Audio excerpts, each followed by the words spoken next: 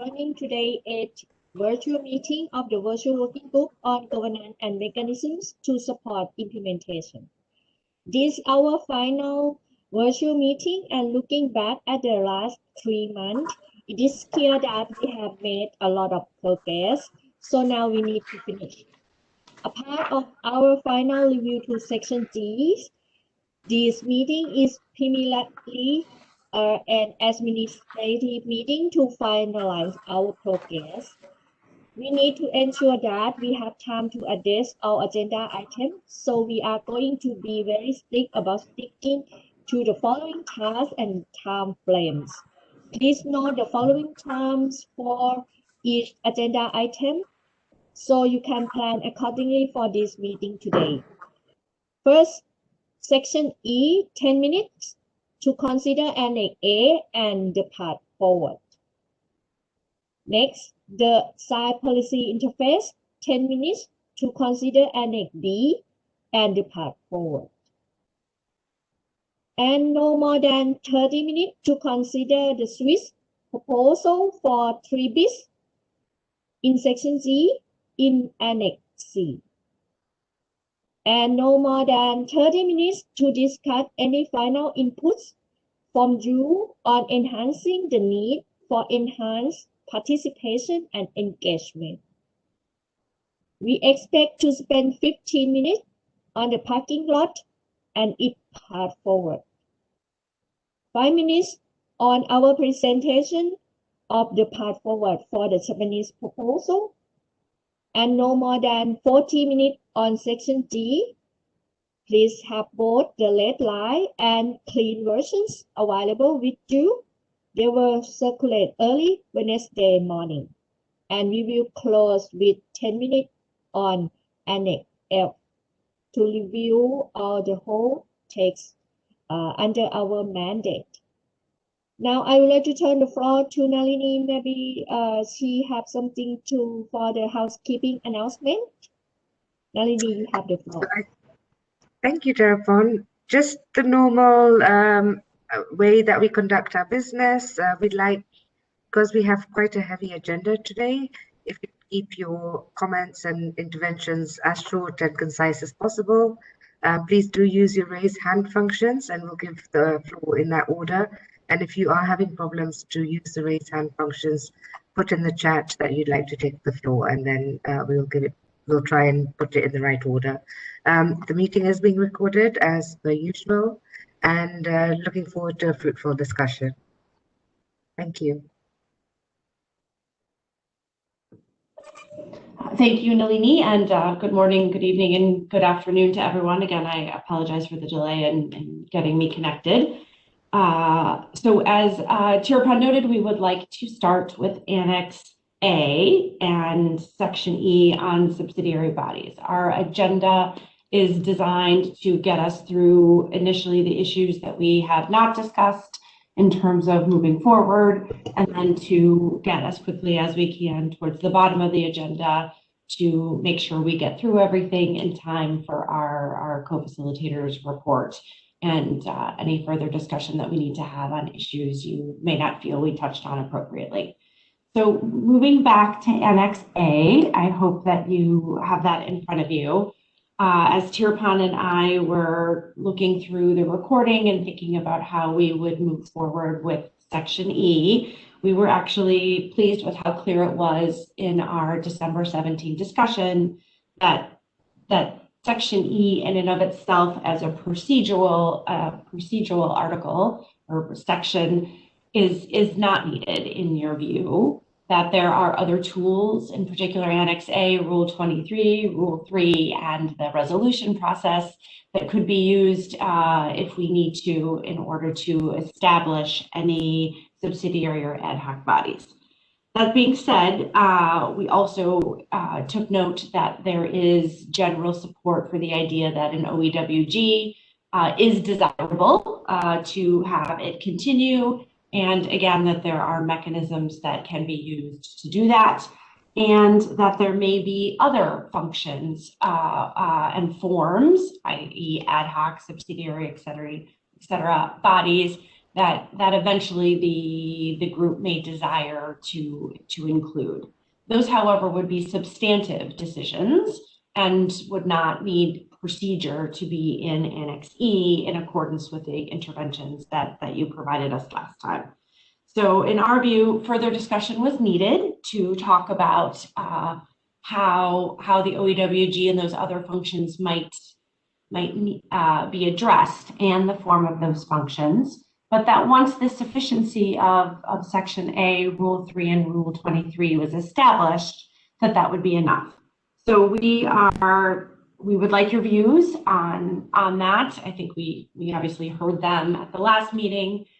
We are not necessarily looking for wordsmithing of the recommendation that you see on your screen, but rather your views that we have captured what needs to go forward to our next meeting, now that we don't know exactly what that will be, but perhaps we'll just sort of shorthand that for saying at the next stage of the process.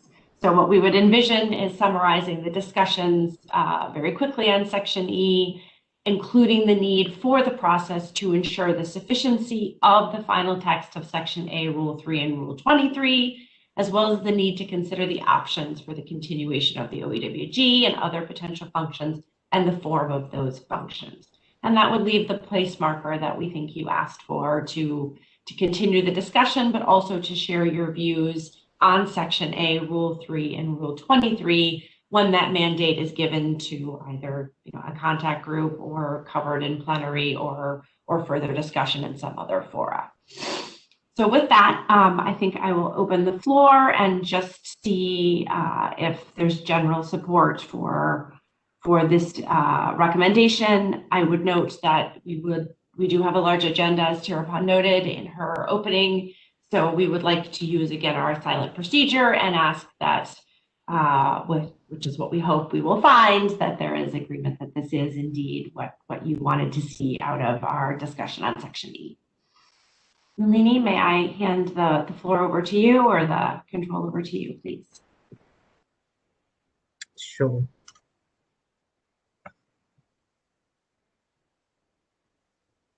And I guess whilst we're waiting, if there are any hands up, we have Vasilius first. Okay, so Vasilius, you have the floor. Thank you very much. Good morning, good afternoon, good evening, colleagues. I hope you hear me well. Great.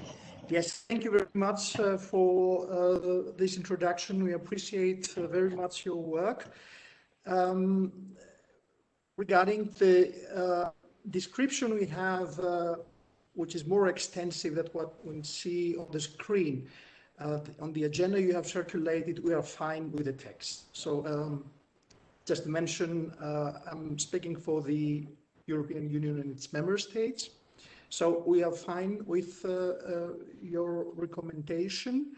I think this applies to this summary as well, what we have on screen right now. We have just a remark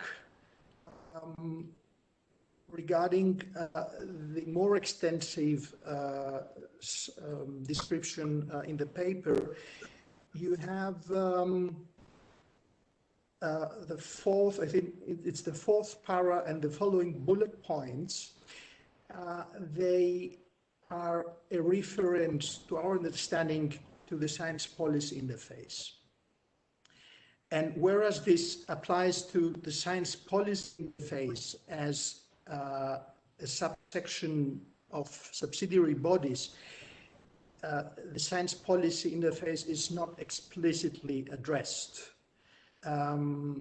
So we wonder if this is something to be better integrated or combined with the subsequent Annex B, which addresses the science policy interface. So it's a remark and a question at the same time. We're not very clear because this text actually here is, as said, a text that is rather rooted in the science policy interface. Thank you very much.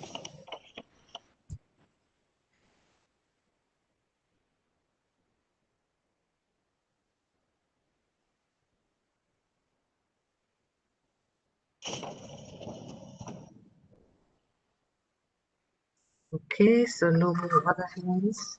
Thank you. Okay, so maybe I can just sort of go to perhaps the question part of the EU's intervention. I agree that bullet with respect to sort of, a scientific body is likely to be could be a reference to the science policy interface. My recollection from our discussion is that particular bullet was taken from the proposal from the African region, and the importance that it placed on having sort of a scientific body. It is difficult because we are having sort of many conversations at the same time, and they do overlap. I think we didn't want to make any assumptions about the presentation from the African region's submission. But yes, I think we could certainly,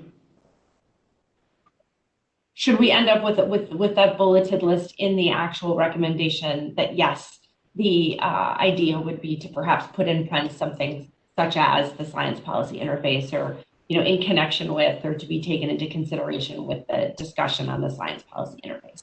So we will duly take note of that. Thank you for raising it. Much appreciated. Okay, and then next on my list, we have Suzanne Lepinen, followed by Mohsen Naziri. Suzanne, you have the floor. Yes, thank you. Hello, everybody. I hope everyone is well, and thank you to the co-facilitators and the Secretariat. I'm sure we're glad that we've gotten to this point of today trying to clean things up. We're fine with the deletion of, or the proposed deletion of section E. We'll just note a small sort of technical issue. This section had been about ad hoc and subsidiary bodies, whereas the text up higher in the document on institutional arrangements and the role of the ICCM, let me just quote the paragraph exactly, section VA1X, and I can send this in the chat, says that it mentions only subsidiary bodies and not ad hoc bodies. And so there might just need to be a little cross-reference to clean that up. Thank you.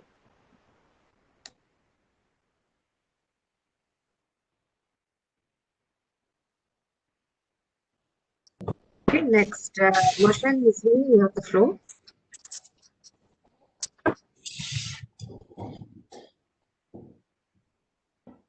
Mr. Naziri, you have the floor. Good afternoon.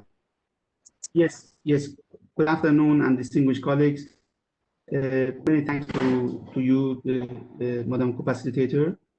And this is the first time I participate in this meeting. Of course, I will be very short here, and I have another engagement. But for your kind information, many thanks for the ongoing discussion on this important issue. I have just two suggestions for this.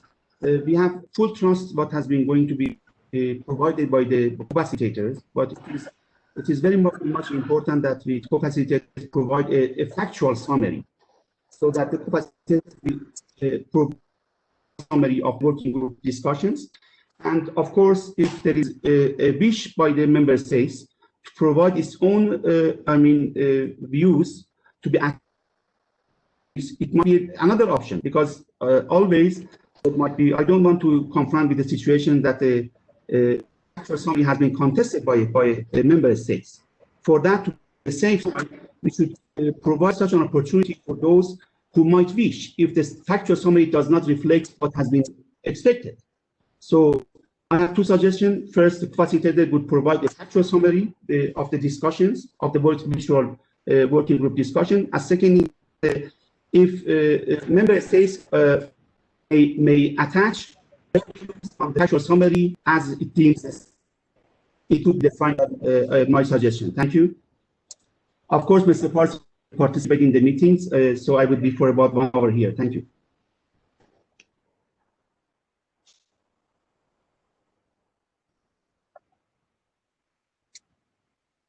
I'm not sure, Vasilios, if you want to take the floor again. I'm going to unmute you because I have your... No, Nalini, sorry. Okay.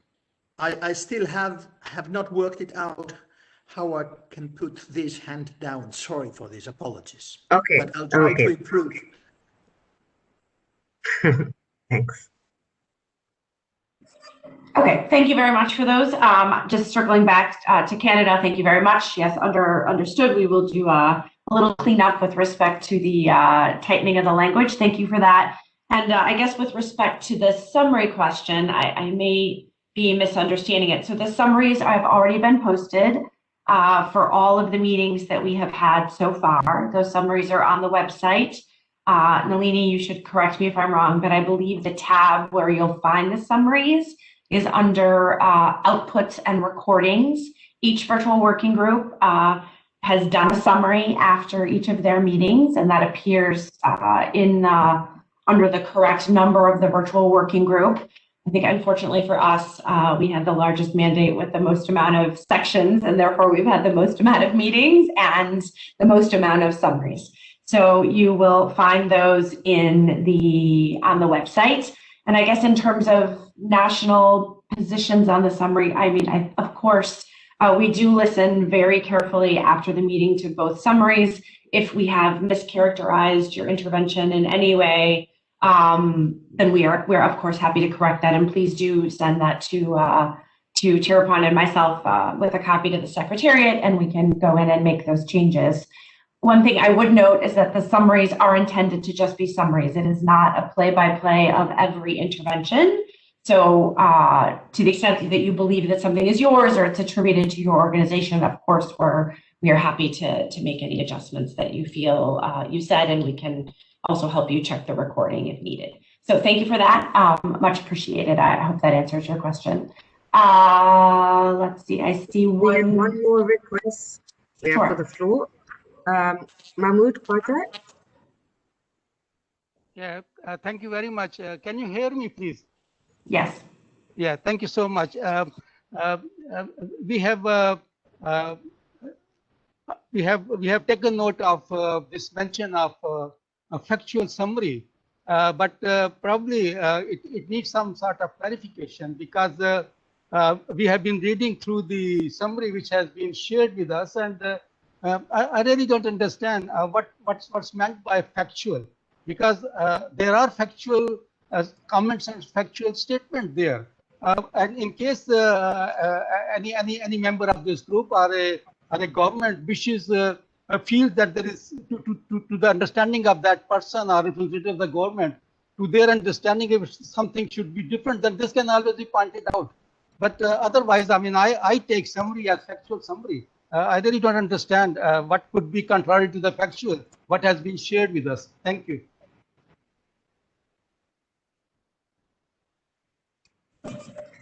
Thank you, Mr. Patel. There are no more requests, Carissa. Okay, great. Thank you very much. I think we actually may have, for the first time in our group, stayed within our time limit, which is very exciting. So thank you so much. We can now turn to so what comes next is a similar conversation with respect to the recommendation for the science policy interface.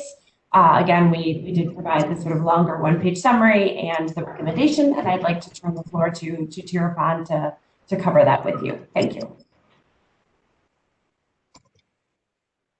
Thank you, Carissa. Now, I would like to turn your attention to the general consideration of virtual working group recommendation on the science policy interface in Annex B. Carissa and I thought you all had a very productive discussion on the SPI at our meeting on the 7th January 2021, and we all identified the need for some form of a SPI and had a fruitful initial discussion on what might be some of function and characteristics of the SPI. There is, of course, more work and more discussion needed on both of those issues. And no surprise, there is disagreement on the scope and the placement of any SPI. On your screen is how we plan to move our discussion forward to IP4 or whatever the next stage of the process is. We are not planning to wordsmith the recommendation. However, if your organization had additional ideas for what might need to be included or feel that there is a misrepresentation here, please let us know. We have only 10 minutes for this part for this agenda item. So we will use our usual silent procedure. If you think you have covered what needs to be covered, then we will thank you for your support, and please do not intervene in the interest of time. Now I would like to open the floor for your idea and your views on our recommendation.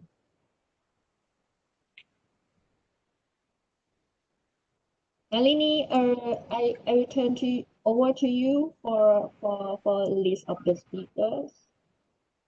Okay, first on our list, we have Motion Naziri. Mr. Naziri, you have the floor. Thank you so much. Just I have to come back to the previous question. Always when we provide a summary, this summary should be factual. It is very clear. So it should reflect the discussions going on in the deliberations.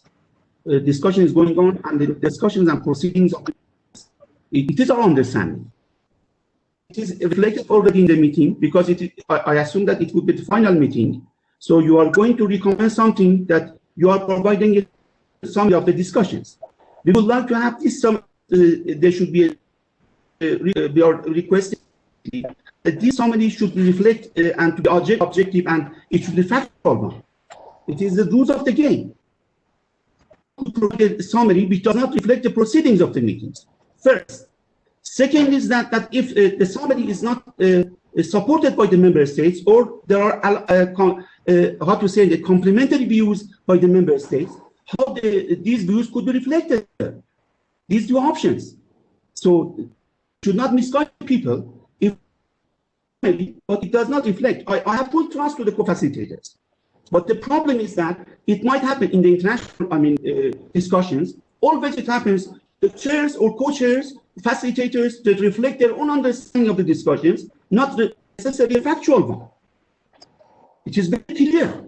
You say it is on the website. I say it is if it is final discussion, it should be a factual one, along with the rest of the member states to attach their views in the factual summary. So we don't want to, and many thanks to the Ms. Kariza, that option always to be open-minded to such kind of option, that any views could be provided by the member states. We are thankful for such clarification, but if we are going to reflect in the understanding recommendation, it should be part of these recommendations. But we appreciate what has been said by Katia, that there might be such an option.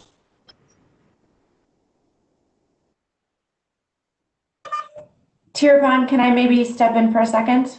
All right, if you would like to respond to him.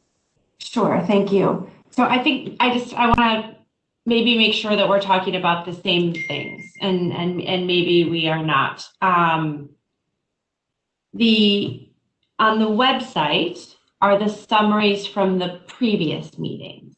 And I think that is, perhaps I misunderstood your initial intervention, but my understanding of what you were asking is whether there was an opportunity for comment on the summaries that are already posted on the website with respect to our previous meetings. And so I guess what I was responding to is, if you believe that somehow we have mischaracterized, or of course unintentionally, your interventions in previous meetings, please do send that to us, and we would of course like to correct that. If you're talking about the summaries of what we're doing right now, I'm not sure I understand. What we're doing now is looking through, we need to put forward in our report the recommendations of the virtual working group based on our discussions. And so what we put together for this meeting was a one-pager with respect to the conversation that we heard, and we reviewed the recordings. We summarized those on the website in the summary of the meeting, and then looked for what we would, as a group, recommend as our path forward. And so I think if your question is, are national governments able to provide a different view to that, I think that's something that we would, of course, need to take to the Bureau. I think that is not our hope. We've tried to work hard together as a group. So I'm sure that there is a process that I am unfamiliar with, but I'm sure there is a process where should you wish to provide a contrary view to the Bureau, that we can talk to them about what mechanisms that could be used to do that. But I hope that answers your question. And if we're talking about two different documents, then please do come back in again. Thank you.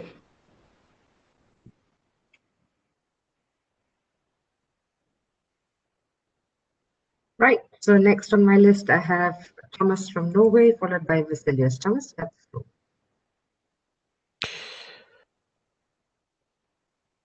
Thank you. Do you hear me now? And now, okay. Sorry, you hear me now? You do. Yes. Oh, thank you. Sorry, Yes. I'm intervening as co-facilitator of the Issues of Concern virtual working group, and I do not intend to break the silence procedure in any way, but just to give you your group a brief overview of relevant discussions in our group related to SBI. Now, the Virtual Working Group on Issues of Concern has briefly discussed the relevance of a science policy interface for the issues of concern. Stakeholders have identified several potential functions for an SBI, for example, in relation to the identification of issues, in the evaluation of nomination of issues, and in the evaluation of progress of work on an issue. As there is yet no agreement on the details of an SBI, if established, the stakeholders have not been able to converge on any particular role or responsibility for an SBI. So this just for your information. Thank you. Thank you very much, Thomas. Next, I have Vasilius from EU and member states. Thank you very much, Nalini. I hope that my hand is now down. Yes, I'm not breaking the silent procedure on this. Thank you very much. The EU and the member states are fine with a one-pager, and I think this is also captured in the summary we have on the screen.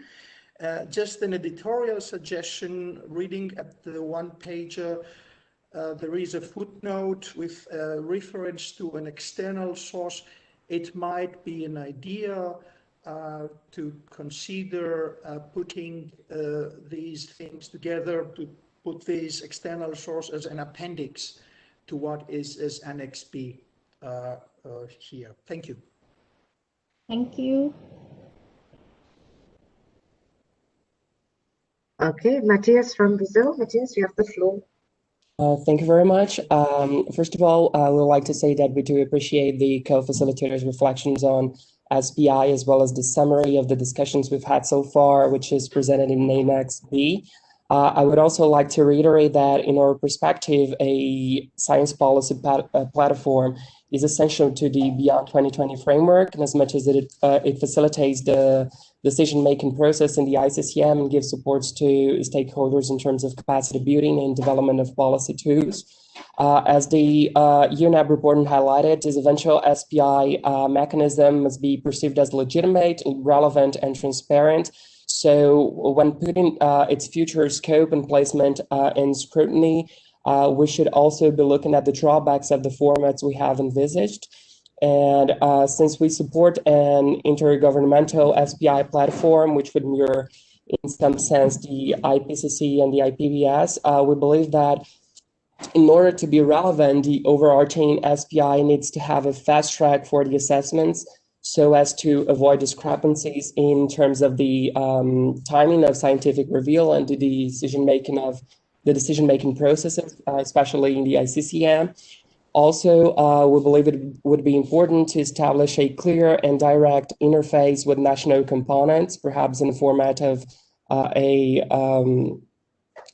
SPI national representative, while also including, of course, IOMC's agencies and all stakeholders in the overall process. Thank you. Thank you, Basil. Your view will noted.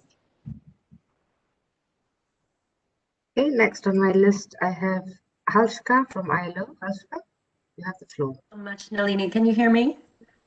Yes, we can. Excellent. So thank you, Nalini, and thank you very much to the co-facilitators and hello, colleagues. So for this intervention, I am speaking on behalf of the IOMC, just to make a small comment. So the IOMC welcomes the need for a strong SPI, specifically one that is inclusive of the relevant sectors and stakeholders. We welcome this annex and further discussion of the two broad options. But reflecting on in an objective manner, we find that the process and the timeline, or perhaps the sequencing of the next steps, should be considered as an outcome of this group. And we find this particularly important given the new postponement of ICCM5 and at the same time any future decisions that might be taken under UNEA as well. So to support a more pragmatic process going forward, IOMC would be supportive of a follow-up mechanism. So something that could monitor advancements and discussions just to make sure of the continued relevance of these two options as we go forward. Thank you very much. Great. Okay, I'm just going to read out the list because I think they have put their hands up, but maybe they can't see it. So I have Suzanne Lepinen from Canada, followed by Claire Dixon from the UK, followed by Valentina from Uruguay. We then have Jill Hannah from GAP, Michelle Sheeran from Switzerland, and then Olga from Hay Support. So Suzanne, you have the floor.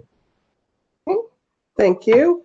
I totally support the recommendation on the need for further dialogue on the functions and characteristics of an SPI. I'll follow up from the intervention from Thomas earlier, that there are many different places and even forms that an SPI dialogue needs to or is relevant and important.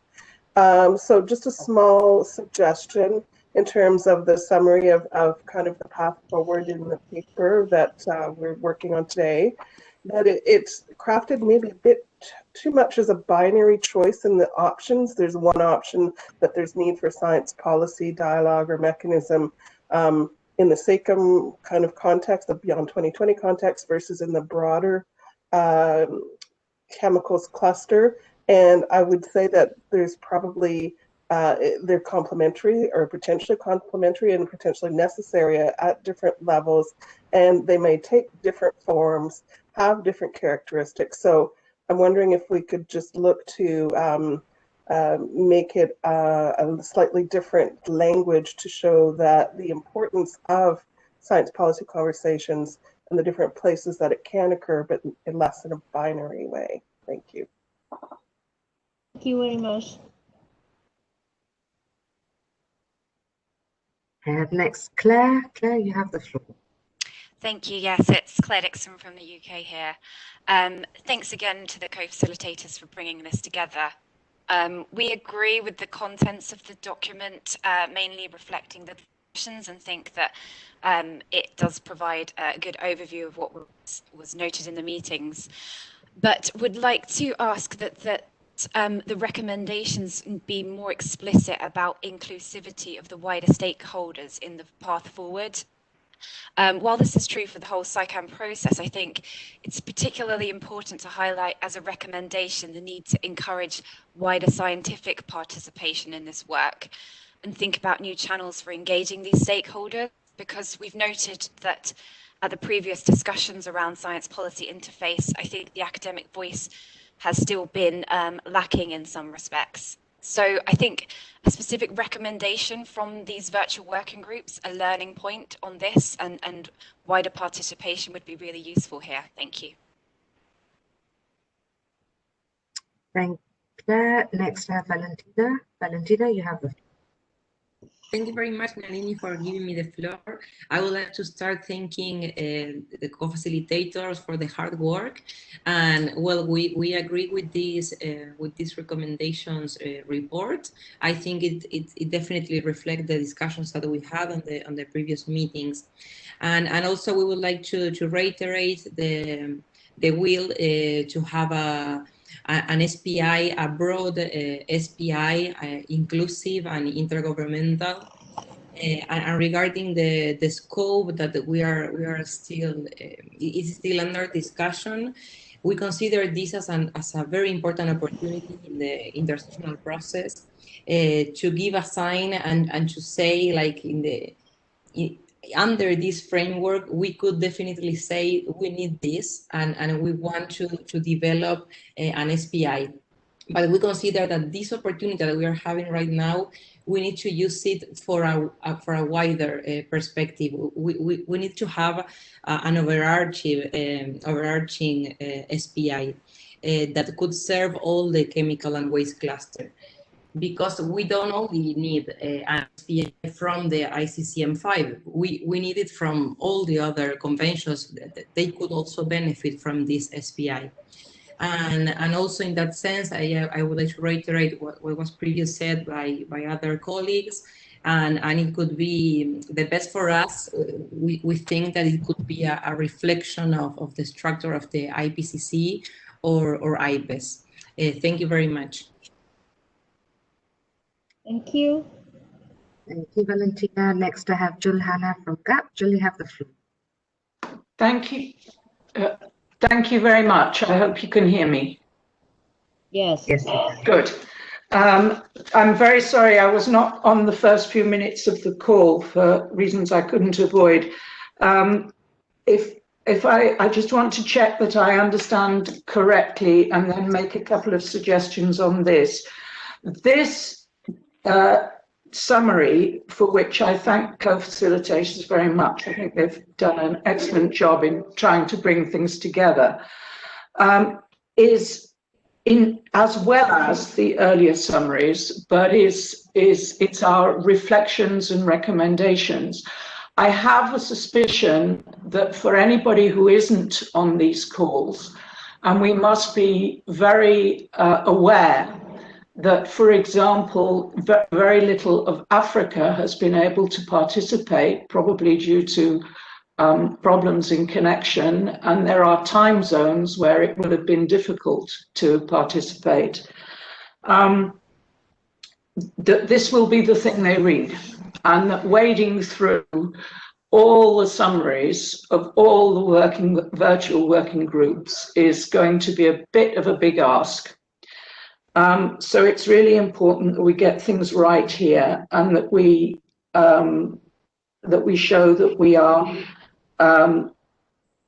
we make reference where necessary to individual bits of conversation if there's a really strong piece of background in the other summaries that needs to be taken into account. So I leave that in your hands, but I just think we need to be practical about what actually people will read.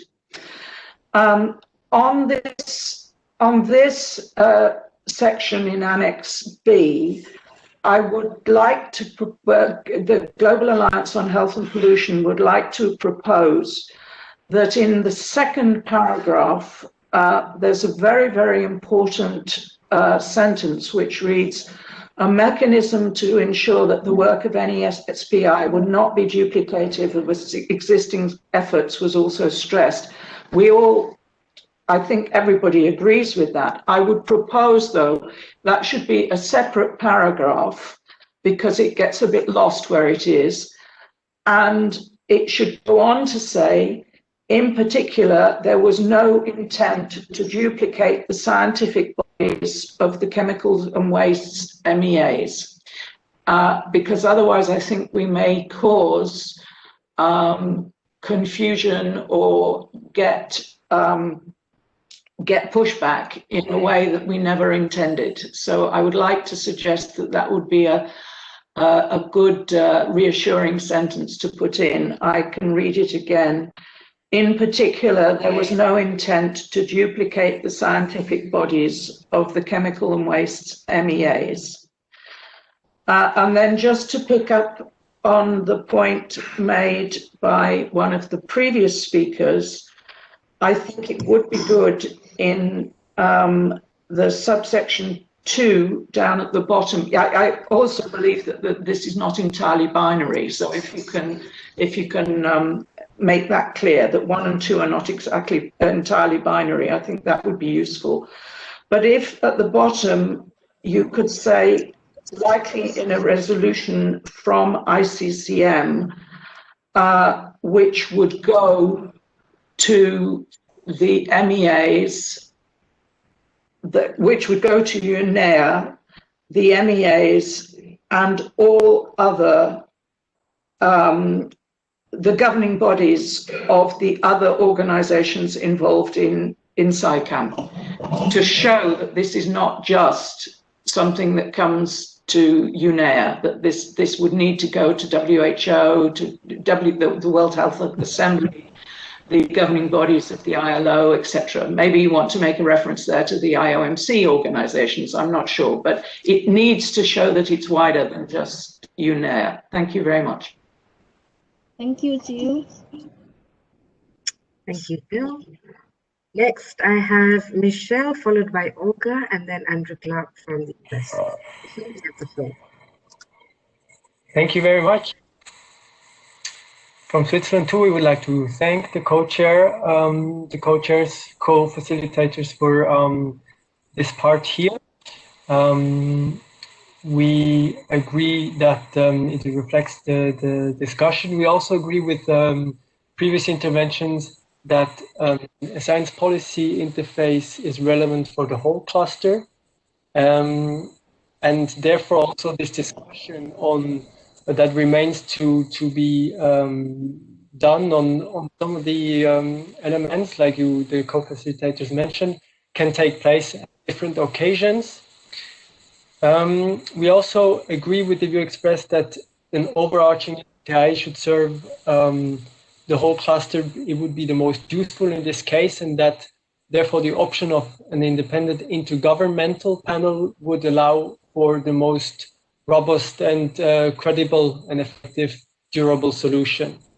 And then I have, just with regard to an editorial comment for paragraph 3. For the first sentence, when it speaks of inclusive, so there in the discussions were many calls for an intergovernmental SPI, meaning that governments would have the main role, which does not at all prevent or exclude that all stakeholders contribute and be part of the network. But here, the way the term inclusiveness is used does not seem to reflect the discussion properly. So you might want to reconsider this. And again, we want to thank you for having put this page the way you did. Thank you. Thank you. Olga, you have the floor. Yeah, so thank you very much. I'm speaking on behalf of a group of NGOs.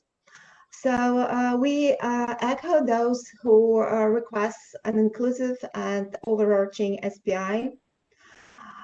And we believe that SPI should provide valuable information to ICCMs and other conventions and agreements on chemicals and waste, so that policy decisions are based on the recommendations provided by SPI. And also, SPI, of course, should not duplicate efforts to other scientific bodies, to existing chemical conventions, but should be able to provide recommendations for policy makers. But we also believe that a possible SPI will be useful only if precise terms of reference are developed to ensure that scientists knowledgeable in the work of all relevant SciCamp stakeholder groups and also representing the full spectrum of scientific disciplines related to chemicals and waste are able to fully participate in the SPI. And also we believe that procedures need to be developed to ensure that indigenous knowledge and traditional knowledge is included, as well as data and information generated by non-governmental organizations, community groups, so-called citizen science is also included and considered. So we again believe that gender disaggregated data and better consideration of gender dependent hazards in the work of chemicals and waste should also be among key focus of SPI, and should also help improve how these protective and preventive measures are designed and implemented. And of course, the terms of reference must include a conflict of interest policy. Thank you very much.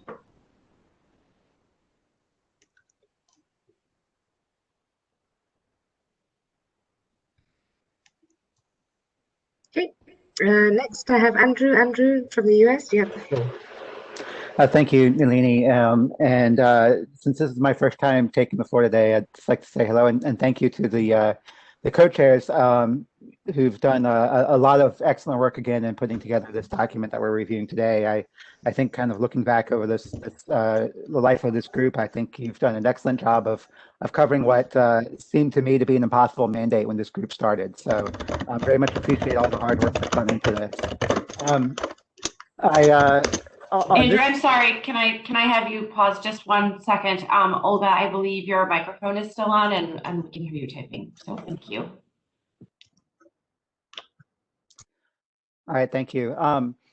Yeah, so on this Annex B, I think that you have done, as others have noted, an excellent job of summarizing the discussions. I think it's very clear that there still is a lot to be worked out on this issue. There's still a range of views on what would be appropriate, and even a lot to be decided on, even once we get to an agreement on what would be the appropriate course here, how to actually get that accomplished. So I certainly think that it is the recommendation that we, more discussion needs to take place, I think is right. I mean, for those, some have noted that maybe that needs to be a little bit clearer, that we do think that this is a priority area for more discussion in the intersessional period. I think that may be appropriate to maybe clarify that in the recommendation. I know that the Bureau later this month will be making a lot of important decisions on what our path forward is in terms of further meetings to take place.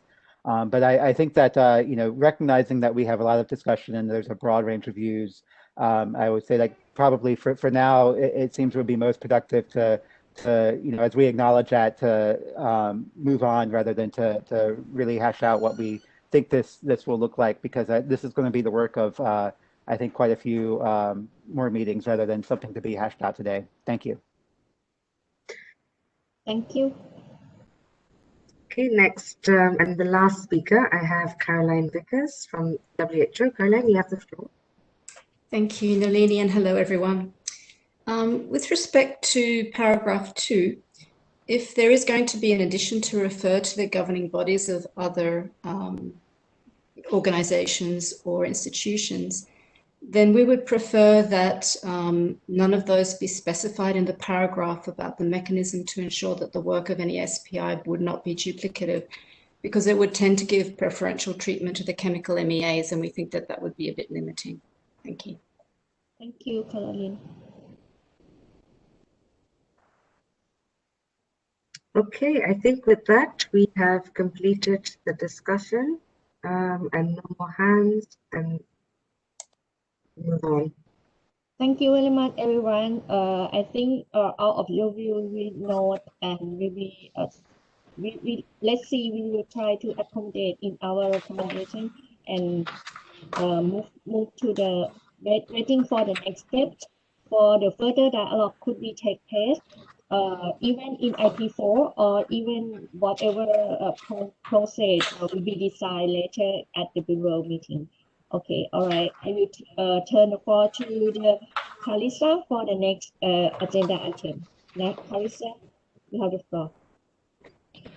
Thank you very much, Tirpan, and thanks to everyone for your views. So looking at our next agenda item, we would ask you please to turn to Annex C.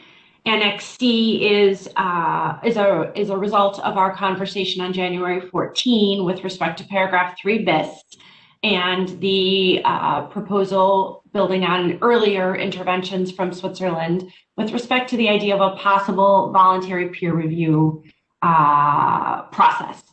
And so you have in front of you in Annex C what was worked on by Switzerland with some help from others, and many thanks to all of you that put your time into doing that to address the possible gap in capacity in many countries while also respecting the fact that there was not an appetite in any of our earlier working groups for the idea of periodic or in-country reviews.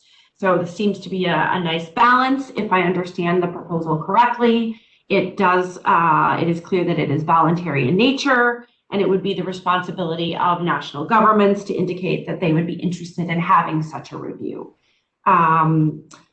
So there, you'll see in Annex C that there is a fair amount of text. I am going to turn to Switzerland and ask for just perhaps a brief summary to be presented by Switzerland, but it is my understanding that what we are looking at is the text for 3 bis that would cover this issue, and that the rationale is provided to help us in our discussion today, and that perhaps the possible process for how we might move forward would be something that would perhaps go in the parking lot for further discussion, but that we wouldn't, we had a very good discussion on the policy science interface, but we really were looking for sort of a 10-minute discussion, not a restatement of our positions. So I want to be clear that in this discussion, we had allocated a little bit more time, but we will have a little bit less now for this, to focus on the language that is on the screen, which would be the text that is proposed by Switzerland and others to move this forward. The rationale, I would support our discussion, and the possible process for how these voluntary peer reviews, which I think is very helpful from my perspective to understand the text that is presented for 3 bis, that could perhaps be moved to the parking lot for further discussion and a decision later about whether additional process elements would be added to this text. So to be clear, before we open the floor, I want to go back to, we're talking about this as a piece of text that would be moved into our work. So with that, Michelle, I believe Felix is away today, and that you will be taking over the reins for him on this proposal. So may I turn to Switzerland and ask for sort of a quick summary of where we are, and if I have correctly assessed how you see these pieces playing out. Alex, may I ask you to give them, or Delaney, would you give the microphone to Michelle from Switzerland, please? Michelle, you have the floor. Thank you very much. And thank you, Carissa, for this introduction.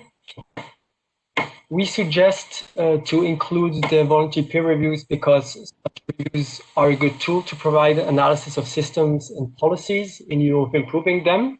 And in the context we're discussing of the post-2020 framework for chemicals and waste, it would be a voluntary process, and it would not replace agreed procedures, reporting and evaluation, but be an additional tool for interested governments on a voluntary basis to analyze aspects of their management of chemicals and waste.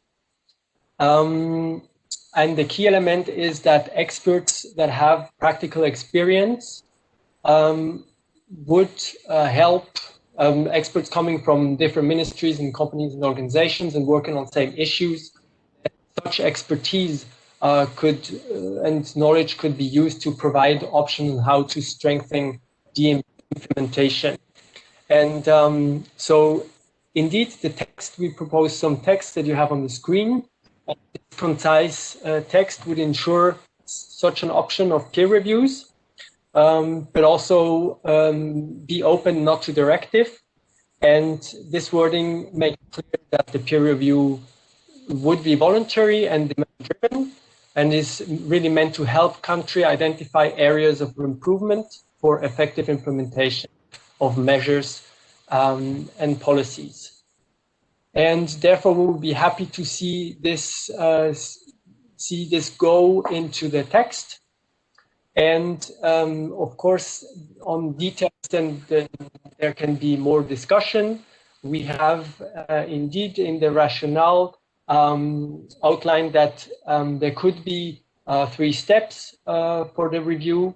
First, to request a voluntary review and prepare this in collaboration with the Secretariat and work on the preference, and then conduct a review through a team of experts in general through country visits, and on issues specified in terms of preference, and the third step of publication and launching of the report, which provides an opportunity to discuss findings with the stakeholders in the country and allow the discussion on how to improve on the issues identified. And so we recognize that on details there can be more discussion. At this stage, as you have also outlined, we would like to see this included in the text to ensure that this option exists for governments that are interested to go down and this route and have support in analysis of how to better implement policies and measures. And we're happy to respond to any question you may have. Thank you very much. Thank you, Michelle. That's much appreciated. I do have a couple questions I want to go back to you on, but first, I would like to just, if we could please, as a group, I see that there is an extensive discussion in the chat about the SPI. I would like to just put a hold on that conversation. There are not going to be any further discussions. Nobody will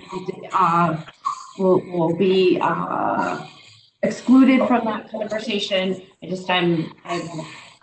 I don't want to be having substantive discussions in the chat box about the recommendation going forward when we have moved on to other areas of work. So if I could please ask, we've closed the discussion on the SPI, we've heard the views, there will be no further discussions with respect to the issues that are being raised about who gets to participate, et cetera. The recommendation will not go in that direction. It will, of course, be open to everybody to continue. So if we could just please, Switzerland and others have spent quite a bit of time putting together the text that's in front of you, and I would ask you to turn your attention to Annex D. So Michelle, going back to that, thank you very much for your presentation. I heard a couple things I just wanted to check on. The first is, it was my understanding from Switzerland in earlier meetings that this is a replacement for the ideas of in-country reviews, which it did not have any support, sort of a periodic, rolling, consistent process of periodic reviews, and that this is a replacement for that. So I wasn't sure if I heard you correctly, but I hope we're on the same page that this is a different proposal. And then I guess just because of the interest of time, I think what we are talking about here is gauging the reception of the virtual working group to this idea.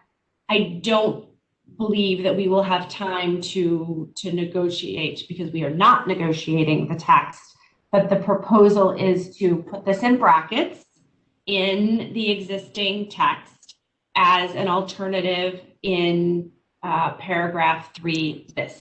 So I think we got a little bit perhaps off track in our SPI conversation about positions, et cetera. So I want to really focus this discussion on whether the virtual working group welcomes this suggestion from Switzerland and others, and whether there is any objection to putting it in brackets as a concept in the text. We have discussed this as an alternative to 3 bis. This is something we've discussed in other meetings. We've had discussion about how people feel about voluntary peer reviews, and this is the encapsulation of those discussions.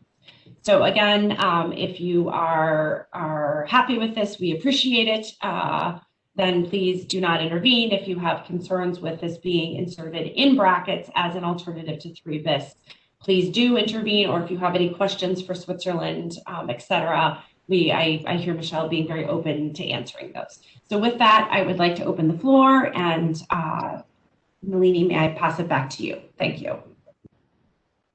Okay, so we do have a couple of hands up, and then Mahmoud Khwaja. So I'll start with Matthias from Brazil. Thank you very much.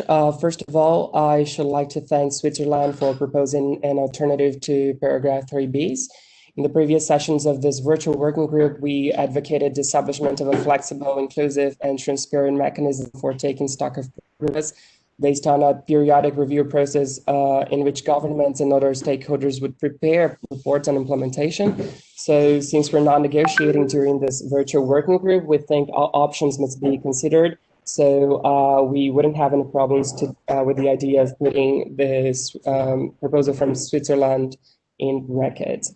Also, in our perspective, all reporting on progress will be welcome, but it must be clear that its main objective will be to foster the Beyond 2020 framework in its entirety. So bear this in mind, we would still need to reflect on some topics for these and another eventual proposal, such as how this voluntary peer review mechanism would relate to the targets, indicators, and milestones we're going to establish under the new framework, how to ensure we're going to use standardized references on review, as well as how to give technical and financial support to countries that would need them in order to properly go through a voluntary peer review process.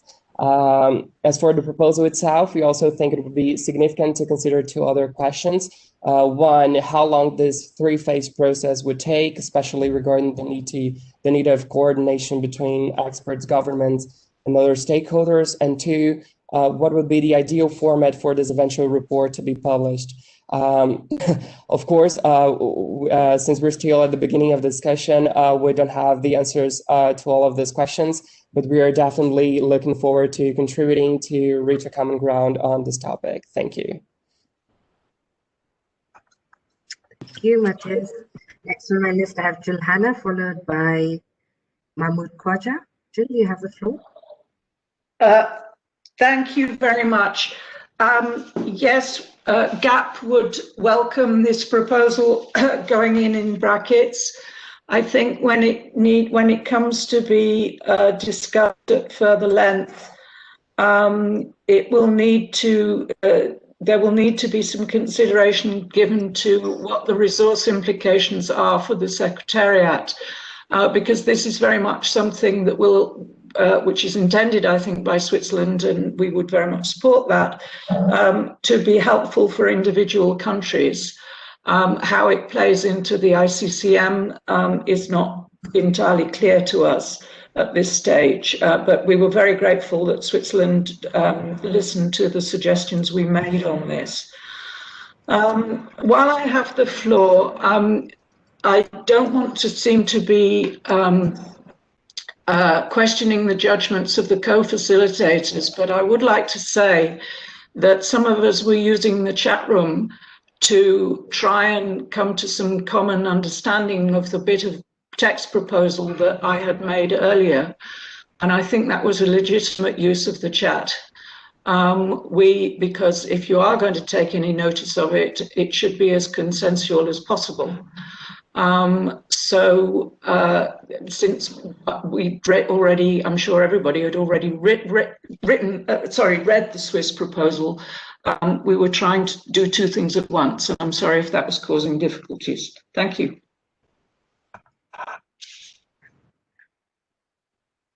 Okay, next I have Mahmoud Khwaja. Mahmoud, yeah, thank you very much. We wish to look at a little differently, and we understand that a review process is not a simple process. It involves there is a investment of time and resources and personnel. But as one reads it, the only qualification is the request by a government. Once the government make a request, I mean, the review seems to be started or taken up. Here, what we wish to propose is that could there be some minimum requirement for what is to be reviewed? I mean, could it be a full length?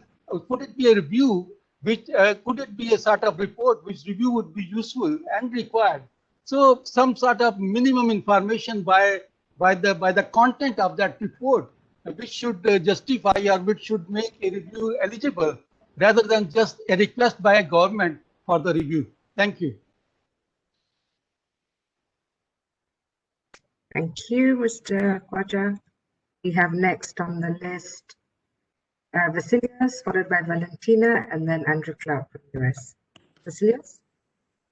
Thank you very much, and thank you very much, Carissa, for the suggestion to use further these text in brackets.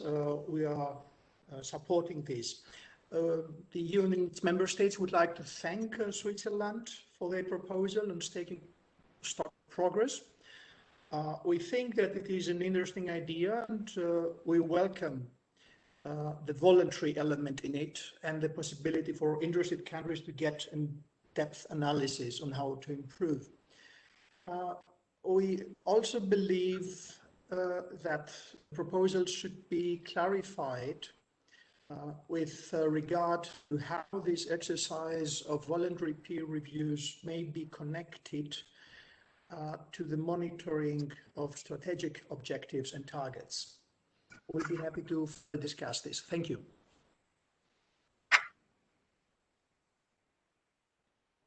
Thank you, Vasilios. I have now Valentina from Uruguay. Valentina? Thank you, Nalini, for giving me the floor.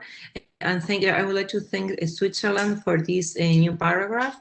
We think it's a very interesting idea to have a voluntary peer review. We would like to continue the discussions, and we have some comments on that regard.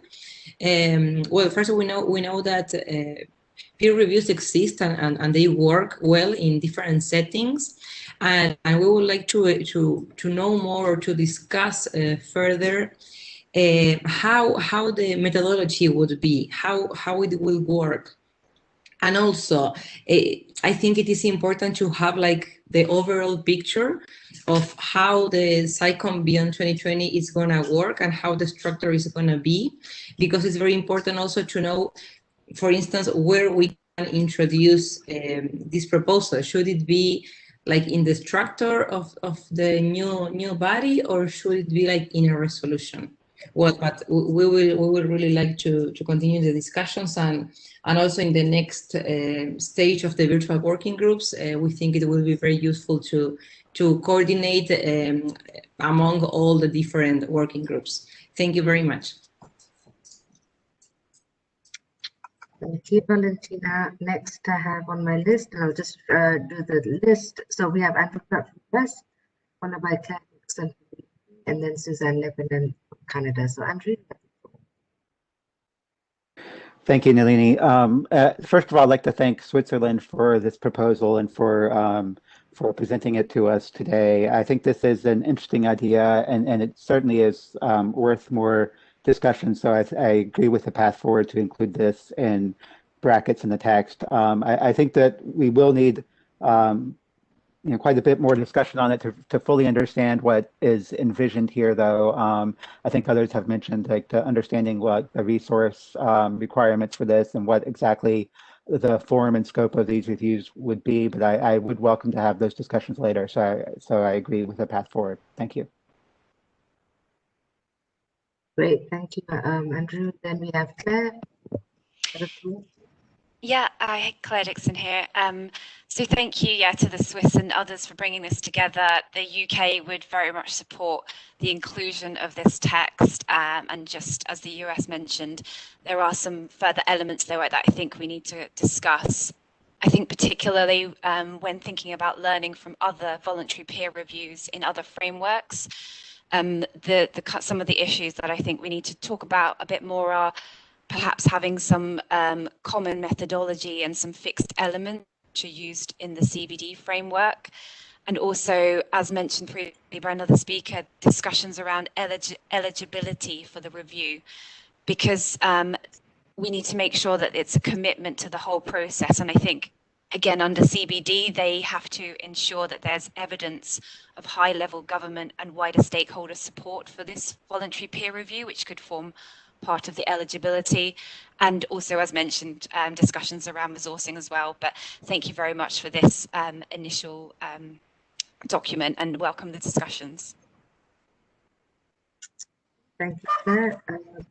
Suzanne, you're next. Suzanne, you have the floor. So, like others, would like to thank Switzerland for this and agree that it be retained in the text. And like others, we also agree that that more discussion would be needed, particularly to learn from other existing mechanisms to discuss how this could be applied in the context of this particular agreement, and eligibility with respect to priorities and sort of resourcing. Thank you. Thank you. Nalini, may I just, what's left on our list of speakers? Is it short? We have two more, Angela Rivera from Colombia and then Olga from A-Support. Okay, so I will give the floor to them shortly. Again, I'm watching the chat box. This is not a replacement for 3 bis. We will have our discussion about 3 bis when we get to section G. The question on the table is are there any objections to putting this in brackets in 3 bis as an alternative? It is not a replacement. There's a misunderstanding in the chat box, and so before that goes any further, let's just stop that and note that is not the proposal that is on the table. And then I will turn to give the floor to Angela and to Olga, but I do note that there have been many suggestions that we will place in our summary of the meeting for further considerations for this paragraph. And so thank you all. To the extent that covers others' interventions, then we will of course be reflecting that in the summary. Thank you. Angela, may I turn the floor to you, please? Thank you very much. Can you hear me? Yes, we can, Angela. Go ahead. Yeah, thank you, Nalini. Thank you to Switzerland for this proposal. We think it's really useful.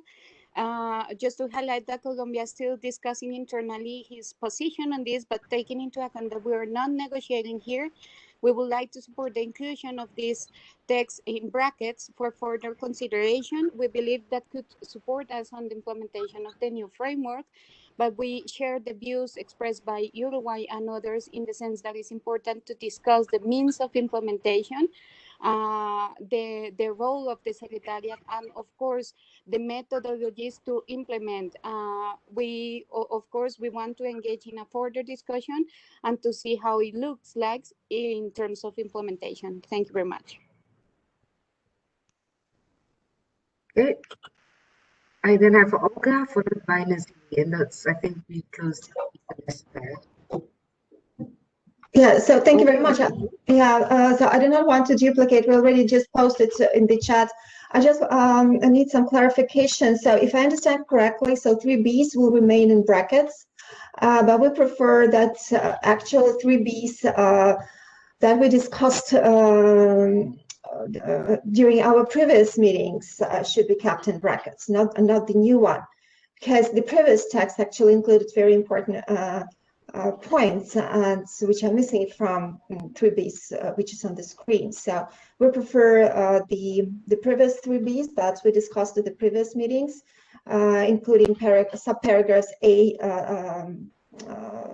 / E, be kept in brackets. Thank you. Thank you. Again, as I just noted, this is not a replacement for 3 bis. This is an alt to 3 bis. So we'll go back to 3 bis when we get there in our review of section G. So thank you for everybody for your comments. And there was obviously a lot of support for working further on this, and there's a lot of commonality in your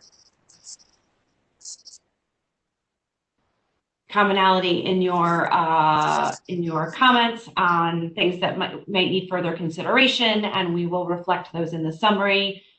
Switzerland and others, thank you for your work on this. We will insert it into the correct place within section G in brackets as discussed, and we will use the parking lot for the beginning of the discussion on the process points that you raised, and we will use the summary as we have for all of the other issues to highlight the efforts the comments on future efforts to further define this and think further through some of the questions that folks have. So thank you very much. I think that obviously was a good effort by Switzerland. We have one more hand up from Moshe Naziri from Iran. Oh, sorry. On this? And also Olu Dada as well, just last two hands. Okay, so okay, sure. Let's do that. If I could please ask those interventions to be quick, and if they are different than others, then please emphasize those differences. Thank you. Turn the floor to Thank you so Rowan. much. Go ahead, Motion.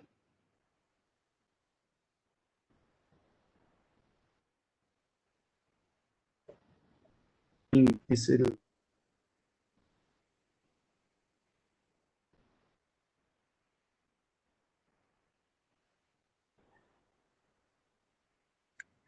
You're getting cut off. We can't hear you very well. I encourage you and Switzerland for their valuable contribution. Indeed, we don't have any problem as long as we are pushing here. You not hear me? Do you hear me now? Hear me now? Do you hear me now?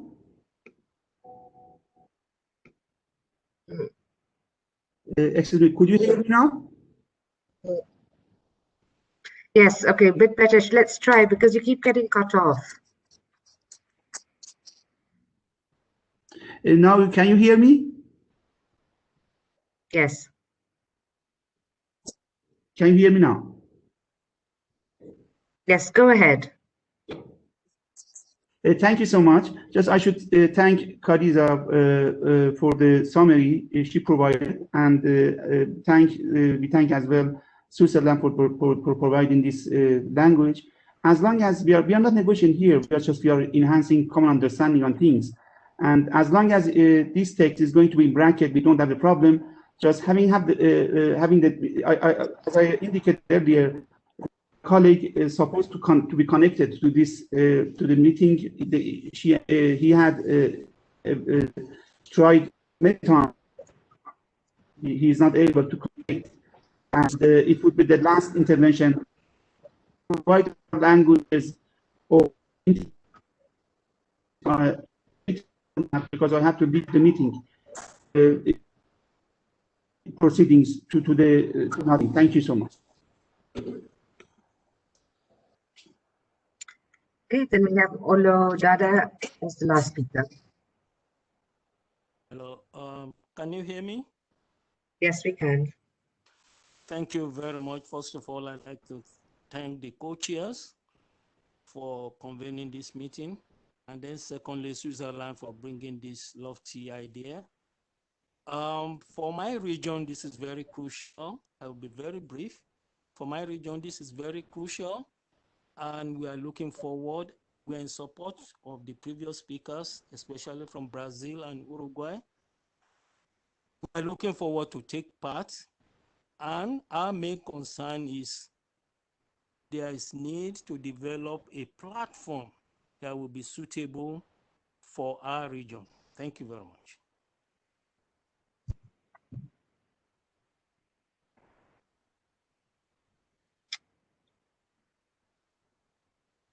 Okay, Carissa, we can move on to Terrapon.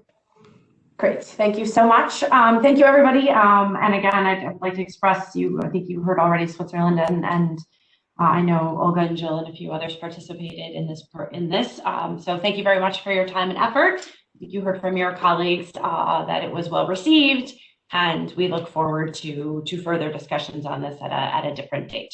So thank you. With that, I would like to close our discussion on Annex C and move to Annex, to move on to our next agenda item, which is sort of to hear your final input on enhancing the need for sectoral and stakeholder engagement. So we have gone through our process section by section. You have added in many ideas on how to enhance the need for sectoral and stakeholder engagement. You've made many proposals to fill gaps.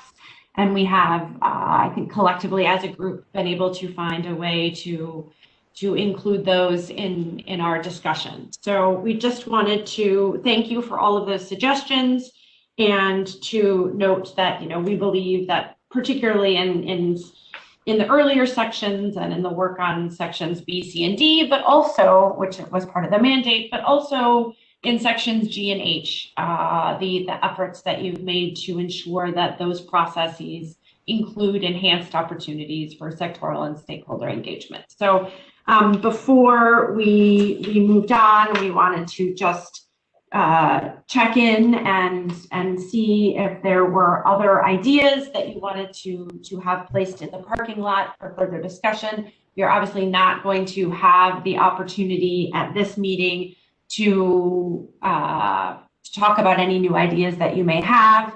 And we obviously we're already halfway through our meeting and have another half of our agenda to do. But we know that there has been a lot of participation, and we are really appreciative of that. And so the question, I think, is simply an easy one on whether, as you think about our process, there are other ideas that you might want to put on the table for further discussion.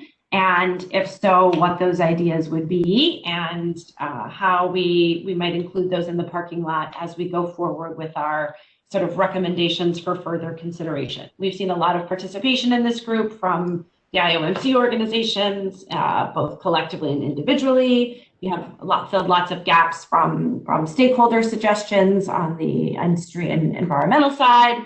And so this is just our opportunity to sort of bring that conversation all together and see if there is any additional working input from the virtual working group on this portion of our work.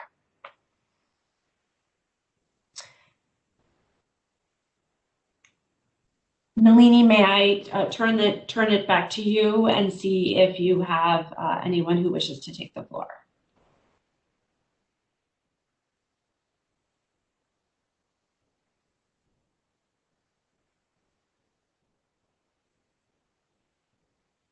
So I think it's clear there's no one asking for the floor.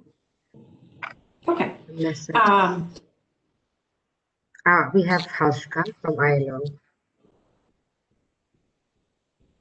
Halshka, you have the floor. Thank you so much, Nalini, and thank you to the co-facilitators. Just on this broader question of the multi-sectoral and stakeholder engagement and the mandate specifically.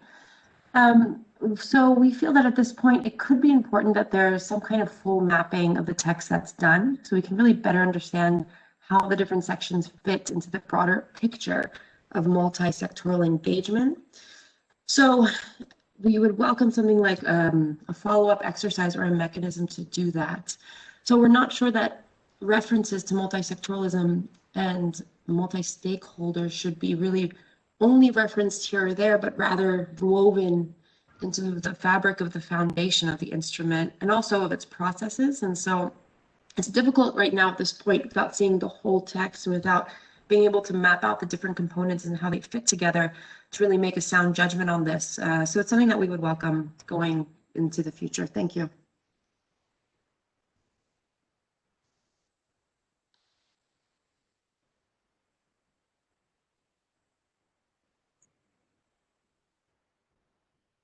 There are no hands. Thank you. Sorry, I was struggling to undo my mute button. So thank you very much. I appreciate that. Yes, I think I cannot imagine that this virtual working group is not supportive of the need to do that. So we will certainly find a way in our efforts to, as we go forward, to propose that or to sort of flag for the consideration of the Bureau that kind of review is absolutely necessary. And I think that will hold true for many other issues as well. But certainly this one has been a huge priority for this working group. But also thinking back to IP3 and our conversations on the need to enhance. And so thank you very much for that. We will find a way to reflect that. So thank you very much. Okay. So thank you. I would like to turn now the floor back to Tirupurn and moving on to our next agenda item, which is the parking lot. Thank you, Carissa. Now we will gone through the parking lot as of 7th January 2021 to be updated by February 4th in Annex D.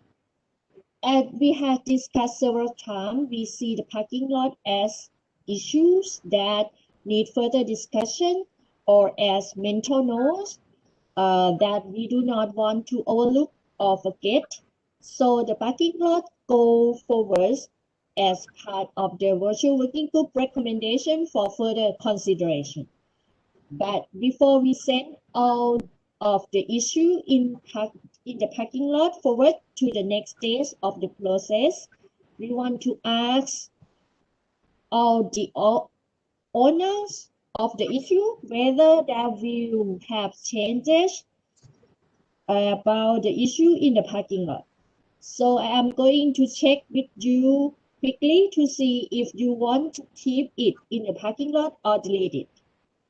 Please note that we are not going to change the parking lot or add on to it. We are just confirming that the issues that are there for certain organizations still need to be there. So going in the order that the issue appears in the parking lot under Annex D, I like to start with the United States and your footnote under section B related to the reference to waste. Does this still need to stay in the parking lot or has it been resolved during the course of our discussion before and during this virtual working group? Let's see, the United States, you like to take the floor on this?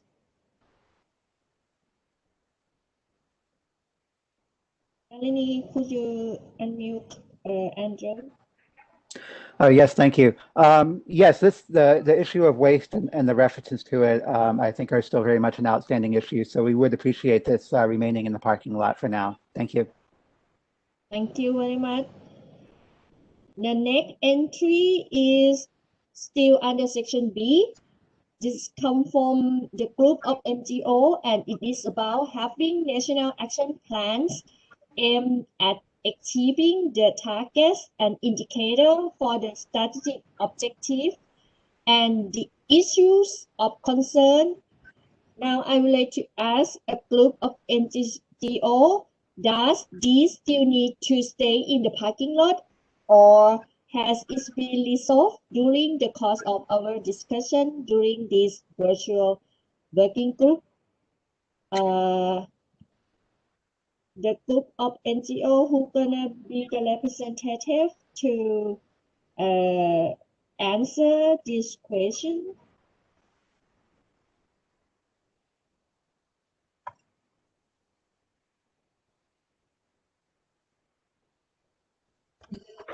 Olga, you're unmuted.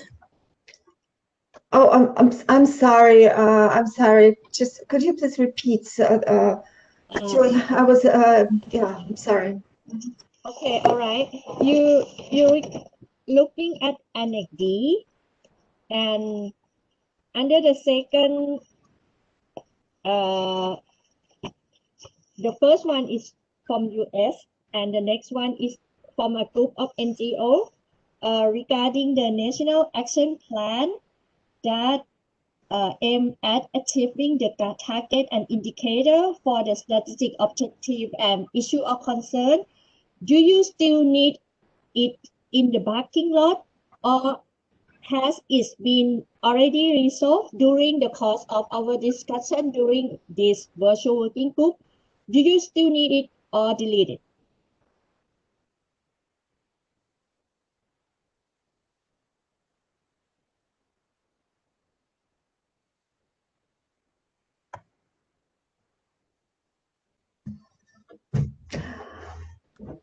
If you give me just a few moments, I will return back to this. At the moment, we prefer to keep it.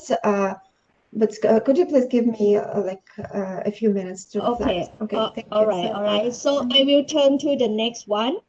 The next one is still under section B that belong to Switzerland, and this speaks to the need to recognize existing mechanisms within national governments and the need to not duplicate those mechanisms. Switzerland, now I would like to ask you, does this still need to stay in the parking lot, or is already resolved during our discussion during this working group? Thank you. Thank you for the question. So we think that it's generally recognized that governments do not have to establish structures or reporting if those are already in place. That's our understanding, and we think that was how it was also in the discussion. So we are fine with removing it from the parking lot. Thank you. Thank you very much. Now moving on, and still within section B, for gap, you have a reminder on the need to consider how the name of the future instrument affects the text being deal with the different virtual working groups, noting that it should be resolved in single separate process. And gap giving our discussion today, and the same point having been raised and footnoted by Brazil. So does this still need to stay in the parking lot, or it already been resolved during our discussion in this virtual working group? Gap, you can have the floor to answer this. Thank you very much, Tirapon. We believe that this is, we just picked it up here. We believe it's throughout the text, throughout the working groups. And we believe that the Bureau should decide exactly how to reference this in the text. It may be that it needs to be in a different script throughout, or it may need to be in brackets throughout, but it should be consistent throughout. We don't see why Brazil should really carry having to defend a footnote because in one place, because it's in every place for all of us. And therefore we will happily withdraw our amendment, but we would like you to take or our element in the parking lot, but we just hope that the Bureau will have a proper discussion on this and make a uniform decision. Thank you. Thank you. Next is the last point under section B from the Africa group and a group of NGO. You have a note on the importance of non-governmental focal points to be referred in section B. Given the bracket that has remained on this issue, may I ask the proponents of this point if this still to stay in the parking lot, or can we leave it to the bracket in the text to address? Tirapon, just to note that it looks like we don't have Suki on the call, but maybe Olodada could respond on behalf of the Africa group, but I'm opening the floor for Olga to speak first. All right. Yes, thank you very much. So to the previous points, we prefer to stay in the parking lot, not to be deleted. Okay. Yes, and to the second points,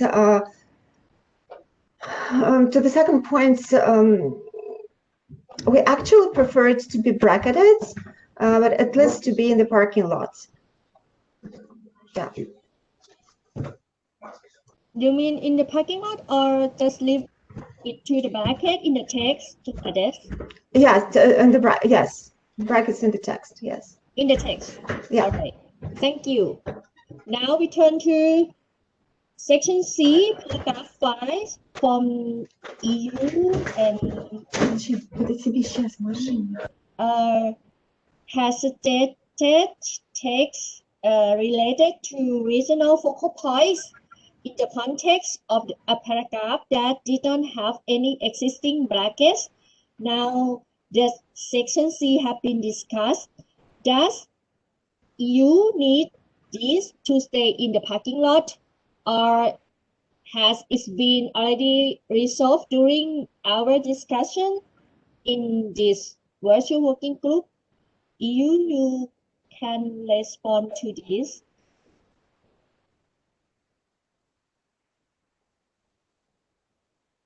Vasilius, you have been unmuted.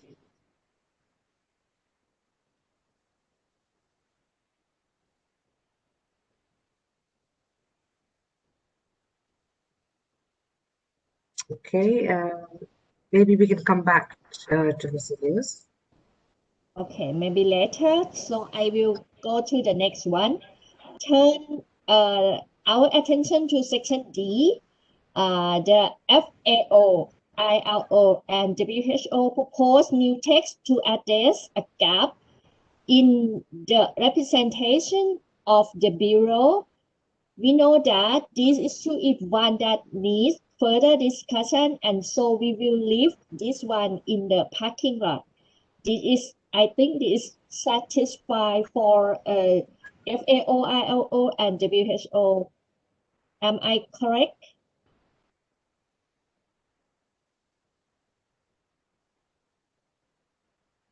Alska, you have the floor. Thank you very much, Nalini. Yes, Chairperson, so we here in this case would like to keep this. Here we find that it's very important for the point I made previously about this underlying nature of having multi-sectoralism and multi-stakeholder representation throughout the different processes, and not just within the text. And on this note, if I may, because I think I might have missed the time to raise something earlier on multi-sectoralism, and I'm not sure how much time we'll have later on in today's discussion. So I also wanted to make another relevant point under section B in regards to the Iomc paragraph 13 that relates specifically also to this multi-sectoral nature. And given that the Iomc submitted this paragraph 13 in advance, and we feel that it really supports a unified and larger mandate of ensuring broader engagement and coordination, not just between sectors, but also between different stakeholders. We just wanted to remind our colleagues here about that proposal. And we hope that it would be duly referenced and have the visibility in the way forward, given that especially it might be a long time until the next round of discussions. So we just wanted to raise this point again because we didn't have the time to properly discuss it. There was an original paragraph proposed. Canada also had one and withdrew. And then Iomc also had one proposed, and we're not sure that it had the proper discussion. So we wanted to raise that here under also these broader issues related to multi-sectoralism. Thank you very much. Thank you. Now I will go to the final point. There is a long list of proponents, including UNEP, SDPI, GAP, EU, USA, and ICCA, and others, for ensuring that the reporting by all stakeholders is provided to the Secretariat in such a way that the information can be compiled and evaluated properly. We know that this issue needs further work, and so we will leave this one in the parking lot. This, am I correct? I need the confirmation from the list of proponents. We're gonna respond on this point.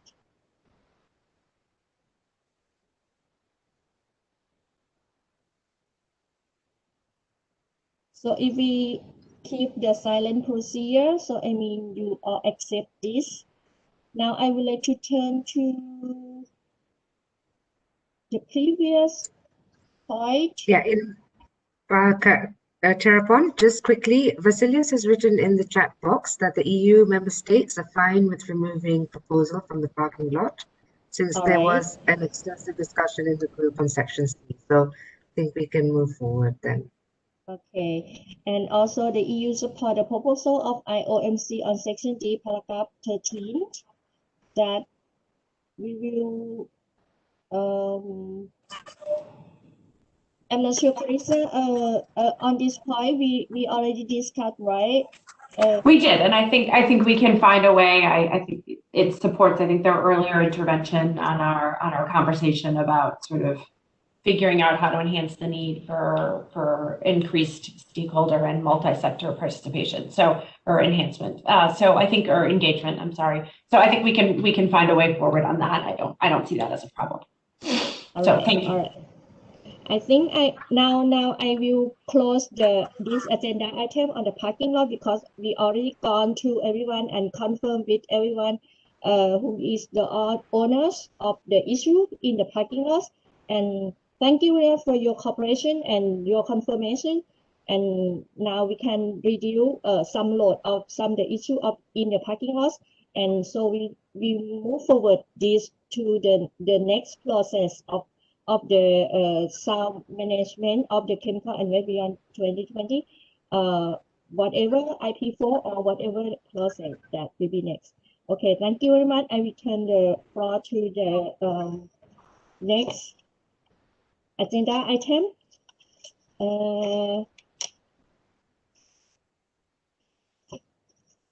The recommendation for Japanese proposal for Section G in Annex E. I would like to turn everyone to the Japanese proposal. There are a number of organizations that like the concept proposed by Japan for Section G, and therefore our recommendation would be for further consideration to be given to it. I know that the Japanese colleague Suki, she cannot attend this meeting because she have another one with the effectiveness evaluation under the Minamata Convention today at the same time, but has been in touch with the Secretariat to begin to think about what further information might be helpful. So now I would like to invite Nalini to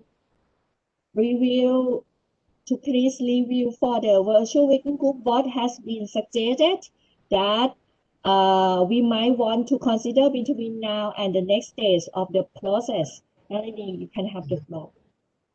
Okay, well, thank you so much, Charapon. I did have a short discussion with colleagues in Japan, and we showed them and walked them through the current SciComm Knowledgement platform that is being supported by the JEF project.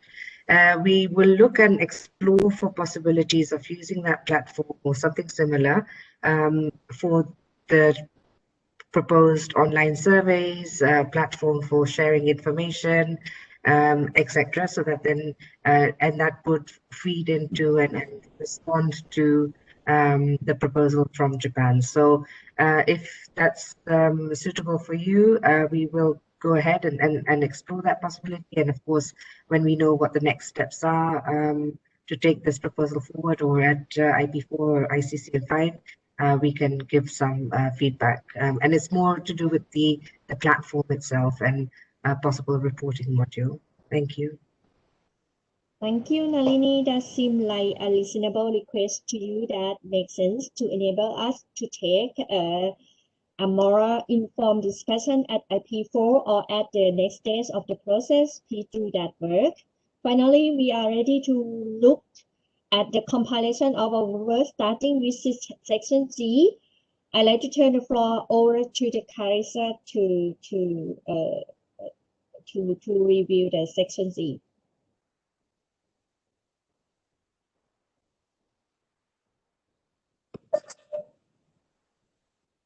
All right, thank you, Chirapan. So yes, we will move on to our next agenda item, which is our compilation of our work of the virtual working group for our report to the Bureau and moving forward.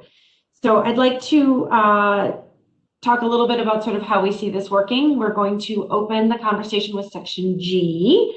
Like last time, I think it makes sense to start with the red line version. You received that as an attachment from the Secretariat earlier this week, and it is also posted on the website in terms of our pre-session documents.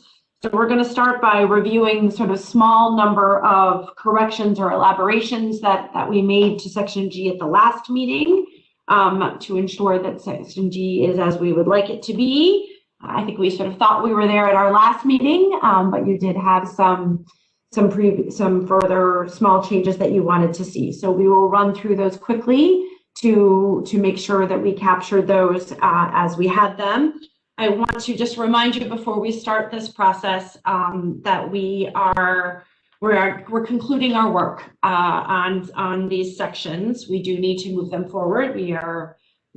I'm sad to have to use our extra meeting. I know everybody's super busy this time of year, but this is not our opportunity to introduce new materials, to re-engage or reiterate our positions on previous issues that we've already discussed. We're going to be looking to just address those corrections that we made in our last session. And then after we do that, we will quickly look at sections B, C, D, and H, which are in Annex F of your annotated agenda. That material was material that we covered in previous meetings. We presented it there just in terms of completeness, so that you would have the context for which Section G would be inserted. Those paragraphs from B, C, D, and H have been in the summaries of the meetings for a long time now, many weeks for some of them, many months for others. So we're not expecting that there are issues there. So if we can start by trying to take care of our business in Section G, then we can move forward and discuss our final few issues that remain. So with that, I would like to ask you to please open your red line versions of Section G, and I would like to walk through with you where our changes were and give everybody an opportunity then to turn to the clean version, and we will see if we have captured everything. As we go through here, I do have a couple of questions to some of our colleagues who did make corrections last time. So I'll apologize in advance for calling you out, but hope you'll be able to answer those for us. So again, what is presented below is the red line of our text from where we ended at the end of the last session. What is in red line are your corrections to that text.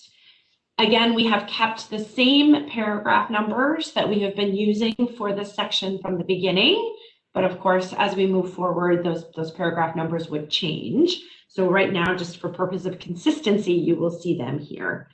The other thing I would note is that the footnotes remain the same to the extent that you made suggestions in the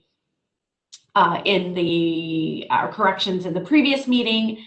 To the extent that those corrections were also reflected in the footnote, the same correction has been made in the footnote.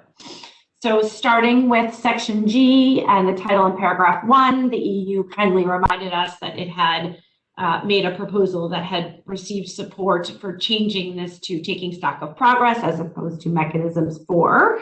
That had been well received, and so that is now reflected in the title.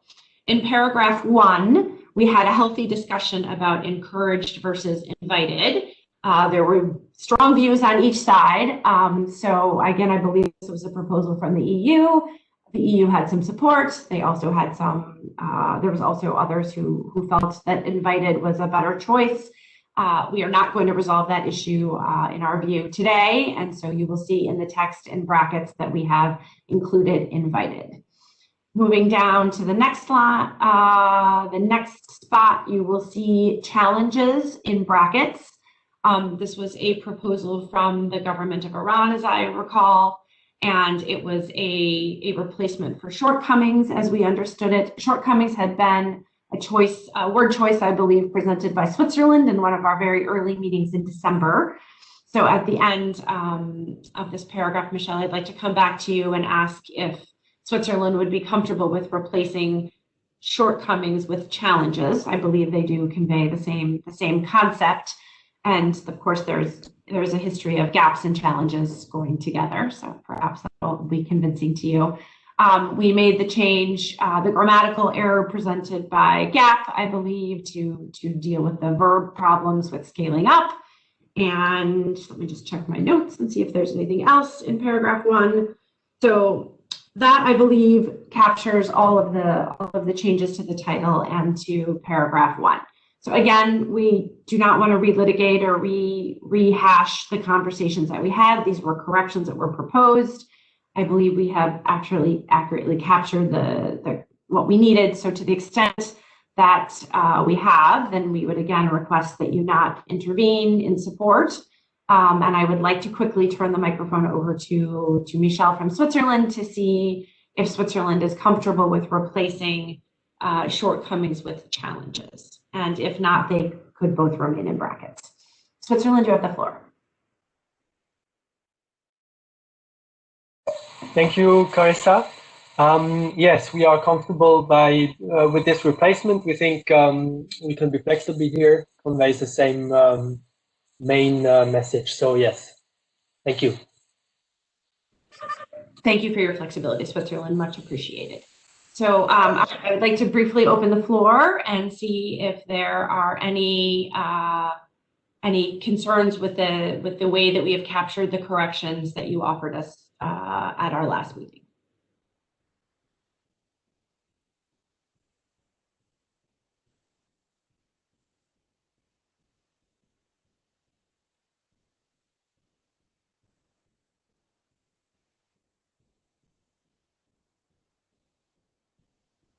Okay, thank you very much. Much appreciated.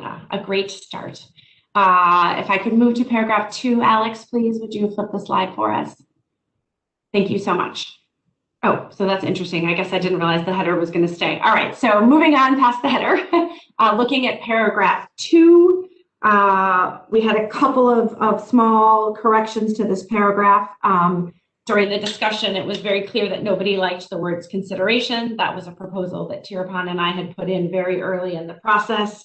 So that seemed easy to take out. Nobody liked it. And this, what you see in red with respect to presentation instead of development was a grammatical correction, I believe, to add some clarity that we received from GAP.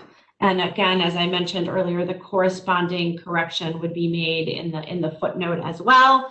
And this simply clarifies what the Secretariat would do in terms of its work. I would note that the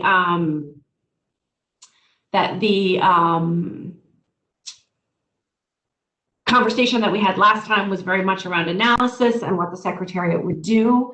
The brackets around analysis preserve all of your views with respect to that. And so I don't see this as being, as impacting at all further discussion on the role of the Secretariat in terms of its analysis and what it would do. So with that, I would like to, again, request the silent procedure if you are comfortable that we have accurately captured the correction, and would open the floor for any other comments.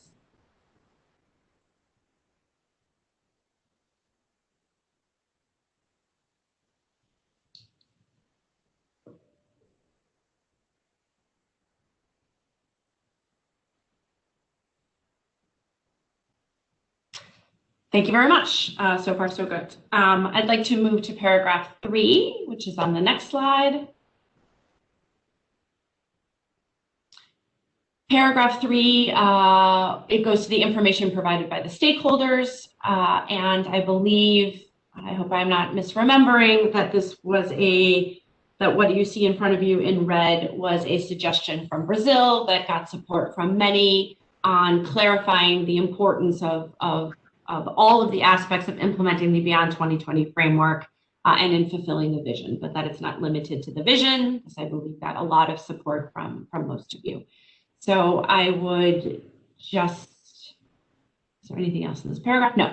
So with that, again, through our silent procedure, I would like to open the floor for any corrections with respect to paragraph 3.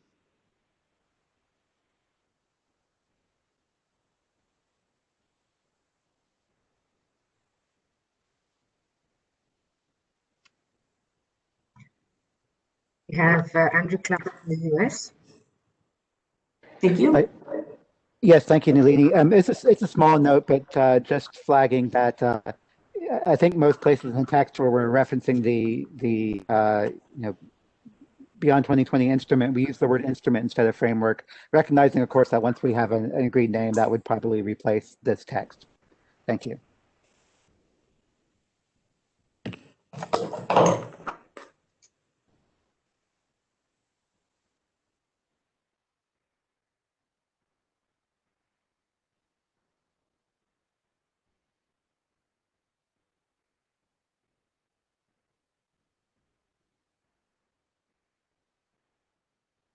We have on next on our list, Jacqueline Alvarez. Jacqueline, you have the floor.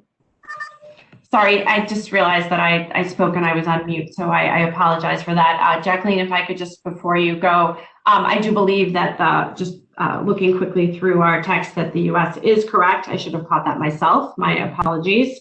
But that is how we have been talking about the instrument, and this of course would be the progress in implementing the instrument, whenever that turns out to be called per our footnote from Brazil.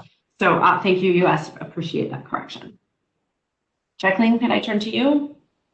Yes, thank you so much for putting all this thing together. It's really a very big task. And maybe I will apologize if I am missing something that comes next. Is in relation to the information to be provided, because it says should focus on efforts to implement the objective target, indicators, milestones, but if we are implementing the Beyond 2020 instrument as such, it should also capture other parts of the instrument. For example, looking at financial considerations, or looking at other aspects of multi-sectoral engagement or multi-stakeholder engagement. So I think that though this is what we agreed, we still need to see this in a more overarching manner. It's not to make maybe any changes, but maybe a footnote needs to be inserted somehow, unless this is covered later. And I'm sorry if that's the case. But if we want to implement to assess the progress, it shouldn't only go to the indicators framework or the monitoring framework as such. Thank you.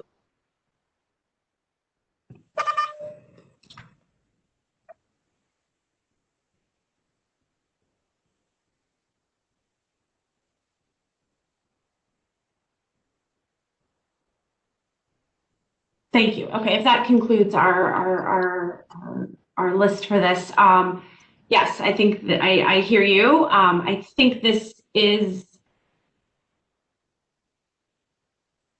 I think it was not necessarily designed to sort of capture everything. This is what it would be provided by stakeholders.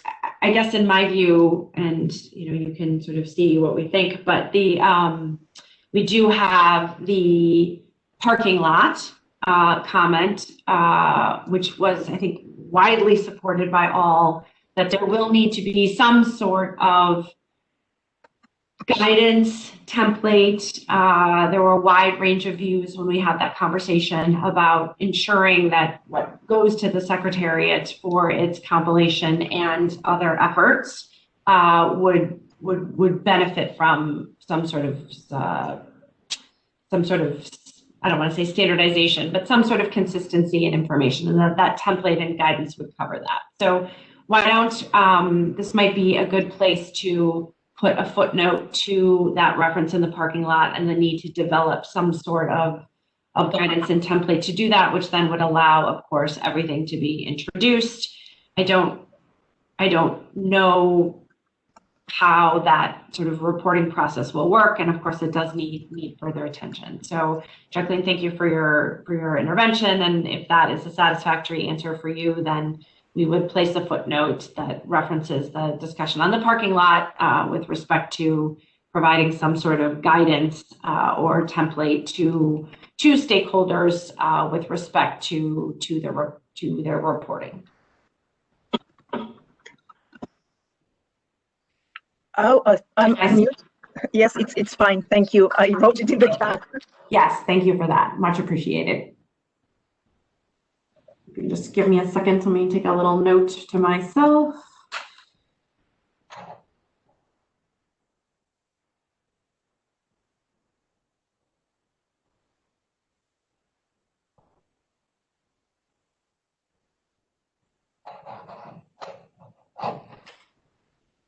Thank you. Okay, and with that, if we could please move on to 3-ter.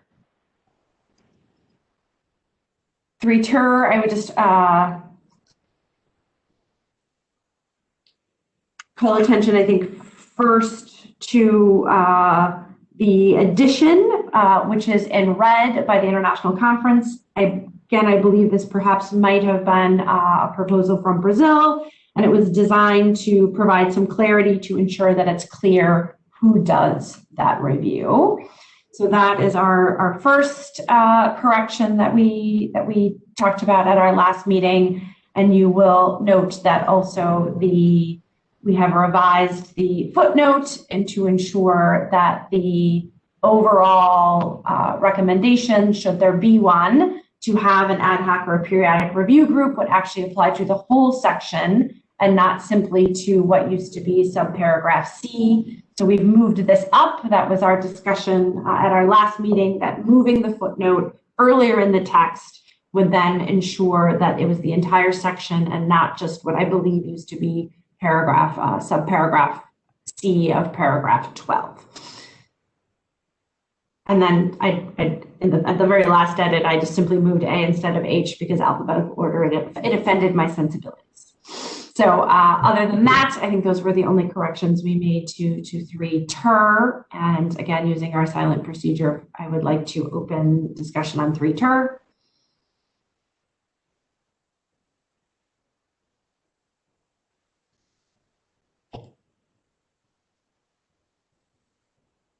Thank you very much. Our next paragraph, I believe, is 5 bis.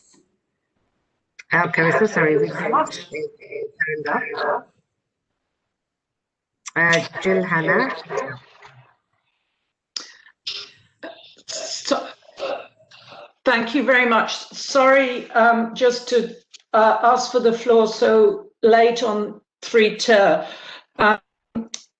I just want to be sure, GAP doesn't have objections to putting in this by the international conference, but we just want to be sure that everybody is understanding that on the basis of paragraph 2, the information will in fact first be compiled by the Secretariat, and it's not the intention that the international conference looks at every single piece of stakeholder data and information,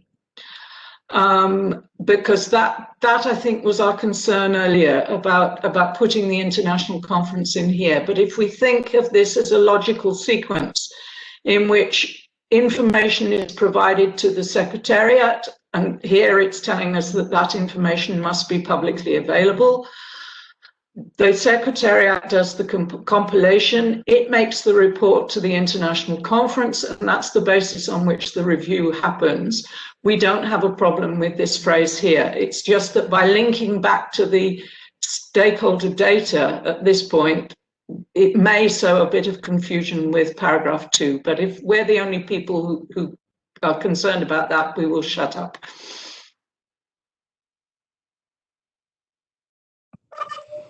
Perhaps, Brazil, if I could turn back to you, and first I should confirm that this was indeed your proposal. My understanding of the proposal from again, what I believe to be Brazil at the time was that it was to clarify that the review was to be conducted by the international conference. And so if there is a better place for by the international conference, I have to say I don't see it at the moment that would potentially alleviate GAP's questions, or we, I think, could decide as a group that it's clear that the review is intended to be by the international conference. I think that maybe Brazil, I'll go back to you. Do you hear me? I can, thank you. Okay, just to be quick, this was actually the idea when we were proposing this inclusion by the international conference. That's it. This precisely the idea when we mentioned these inclusion. Thank you.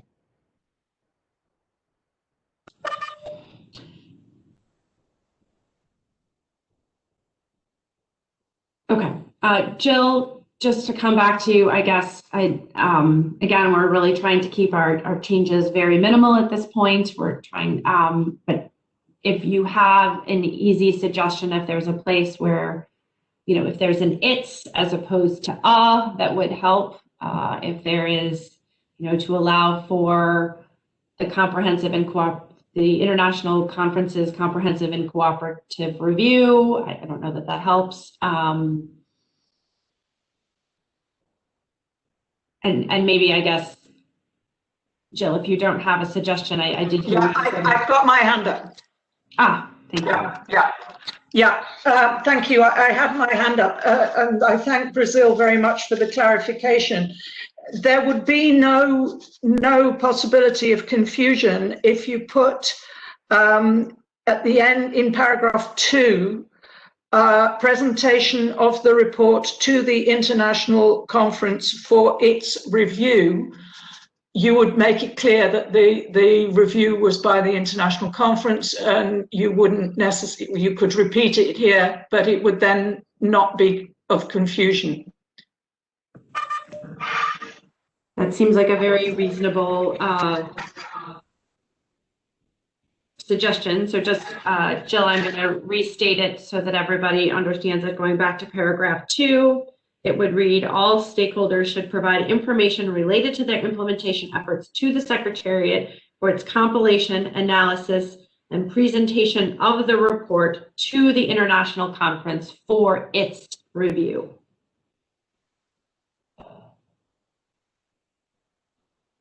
Brazil, is that acceptable to you?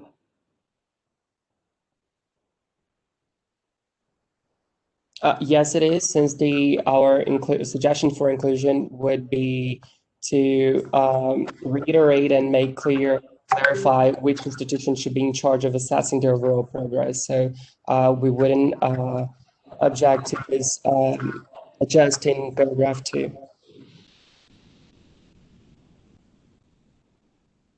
Thank you very much. And then, Jill, if I understood you correctly, you would then be comfortable if it were paragraph 3, although that would not be necessary at that point, in your view. Yes, that's fine. Okay. Thank you very much. So why don't let's leave it in 3-ter for now. And of course, there's, nothing is over. It's always open for further discussion. So thank you very much to both of you for your flexibility. Moving on to 5 bis. We have just one sort of area of correction. I believe that this was an intervention from the EU that wanted to ensure that there was a broad engagement from a wide range of stakeholders and organizations. And there was support from, or a request from the UNECE to make sure that it was clear that it, as a non-IOMC organization, could also participate. And so we have captured that here, I believe, as we discussed we would in our last meeting. So I would like to, again, using our silent procedure, open 5 bis and see if there are any concerns with what is here.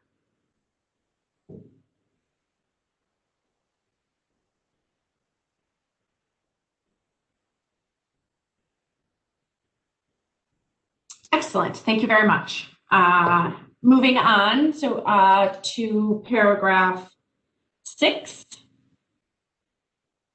Thank you very much. So this is a paragraph that we talked about in combination with 3 bis and some of the content that used to be in 3 bis. It was also, I believe that there was a proposal by a group of NGOs to move this content or some of this content into 5 bis. There was not support for that. And as a result, the group of NGOs requested that paragraph 6 remain in the text. We then went through, and as we had already agreed in a previous meeting, that there was some language here that was already taken care of in other places. And therefore, paragraph 6 remains in brackets. There was then a suggestion from, I believe, our colleague from SDPI that it was important to clarify that it would facilitate discussion among stakeholders. that suggestion did not receive no objections, and therefore we have now included it where as requested. So assuming that this is indeed what was mentioned, I'd like to open the floor to see if there's anything further on paragraph 6.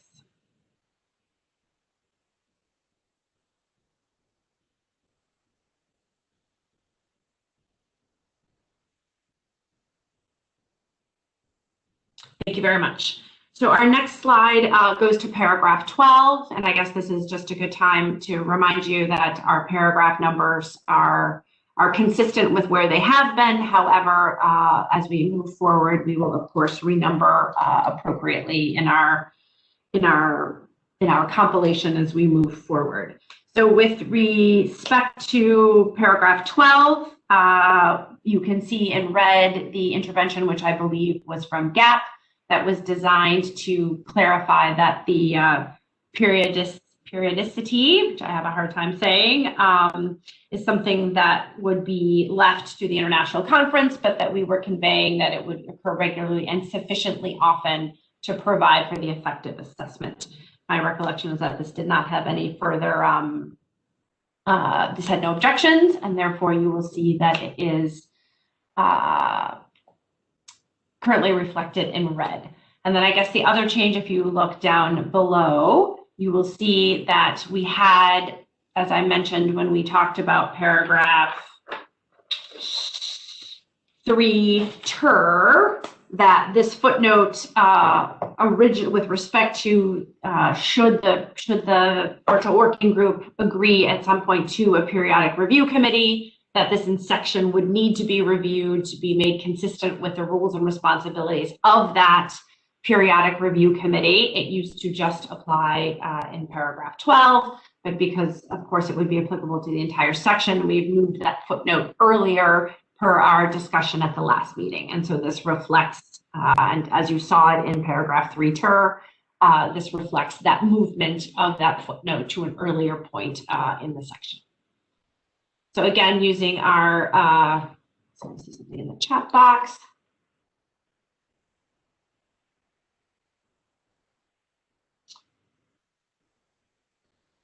So sorry, I'd like to open the floor for discussion. I do see in the chat box for the sake of clarity, what do the terms regularly and sufficiently mean? And I'm not sure that there's an answer to that in the sense that I think those are decisions that would be left to the international conference.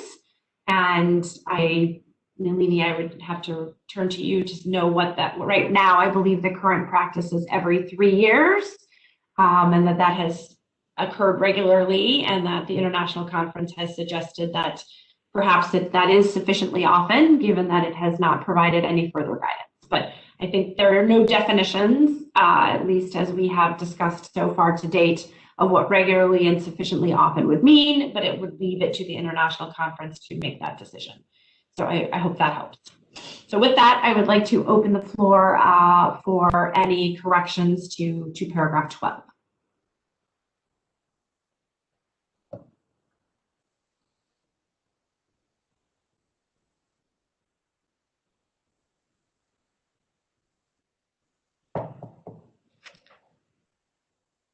Thank you very much. If we could move to the next slide, I believe our next paragraph is paragraph 14.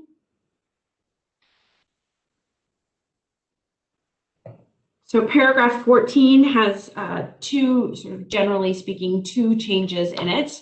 The first change was, I believe that instead of independently, the language used to say externally evaluated, and that our colleague from UNEP pointed out that the standard language for that is independently, and so that received no objections, and so we replaced externally with independently. I'm sorry, in my red lines, I think I forgot to leave externally in strikeout, but I'm doing it now verbally. And Nalini, perhaps we could make that change to the text that's on the web. I think that was my mistake. My apologies. We also had another intervention, I believe, from one of our colleagues about the importance of reported being in front of data as opposed in front of stakeholders. However, and there did seem to be some support for that, or at least no objections. However, following that, we had a suggestion from Japan that perhaps there was too much detail in this paragraph given the paragraphs before it, and therefore that it would be better to leave that the details of what to take into account and the fact that it's presented by the Secretariat, which has already been proposed, and in paragraph 2, I believe, and evaluated by the International Conference also in paragraph 2, that it would be better to simply stop after evaluated, and the first sentence would read that the overall effectiveness of the Beyond 2020 instrument should also be independent and evaluated, period. And then that would leave all of the decisions to the International Conference. I'll check my notes and see if there's anything else. Yes, thank you. So with that, I would like to open a discussion on paragraph 14.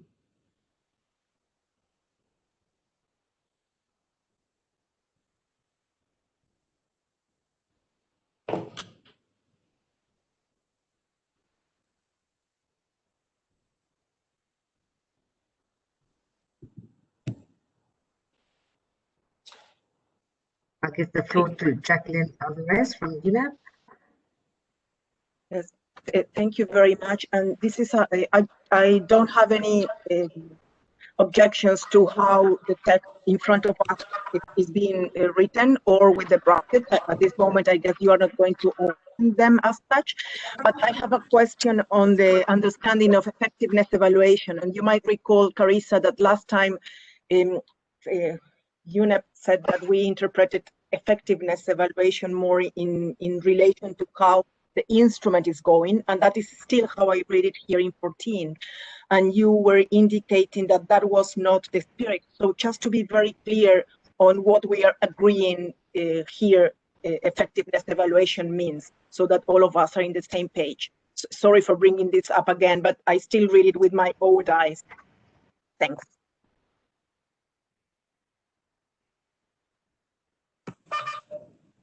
Jacqueline, I'm sorry, maybe I got a little bit lost in your intervention. Would you say that again, please? Yes. First, I see the paragraph 14 reflecting what we discussed, so I don't have a question or any concerns on how it's written. But for me, it's important to understand the concept of effectiveness evaluation, and because last time we had some interactions about what it means, and maybe because of the background with the MEAs, for me, effectiveness evaluation has a huge implications somehow, and I'm happy with that concept. But you said that it was not the spirit of para 14 here, so maybe for me and others to really understand what the scope of the effectiveness evaluation that this paragraph is dealing with. Thanks. Thank you. So I guess just it's my understanding that this goes to the kind of independent evaluation that was done. I'm going to forget the year, but I believe it was started in 2016. That this would go to that. I think the full scope, of course, is not defined here, and I assume that would be a decision of the international conference with support of the Bureau and others. So I don't think that there is any intent and perhaps no interest in going too much further than what is here, at least in this at this stage of the process. So I don't know that I have a great answer to your question, but my assumption based on reading the submissions is that we would be talking about something similar to the independent evaluation that occurred previously. And Carissa, maybe I can add, it's also in the Japanese proposal and the possibility of developing the international conference, developing terms of reference for the independent evaluation. So it's towards the bottom of the proposal. So I can assume then that the definition of effectiveness evaluation will be decided afterwards by the international conference in any case. So if the brackets that are there are taken out, so then for us, no further comments. Thank you for that, for the explanation. Thank you, Jacqueline. And I would note also that in the In the chat box, I see Vasilius has asked to take the floor. He's been having some microphone issues. So Nalini, may we give the floor to the EU, please?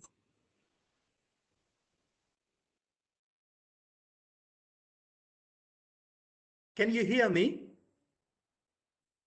No? Yes, we can. Yes, we can. Oh, great, that's fantastic. Thank you very much. Very shortly, I just want to confirm my 3 interventions in the chat box so that we are sure that they are adequately recorded. First one is we agree on the removal of our proposal in the parking plot on section D. Second one is we support the proposal by Iomc on section D, para 13. And third, we would like to extend our thanks to Japan for the proposal on section G. We have provided some further comments in the chat. Apologies for coming back. I don't know what the MIC issue was or is, but thank you for giving me the floor once again, Carissa. Thank you. No problem. Thank you so much.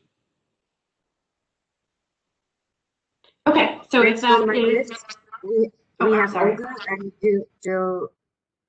Let me just unmute Olga.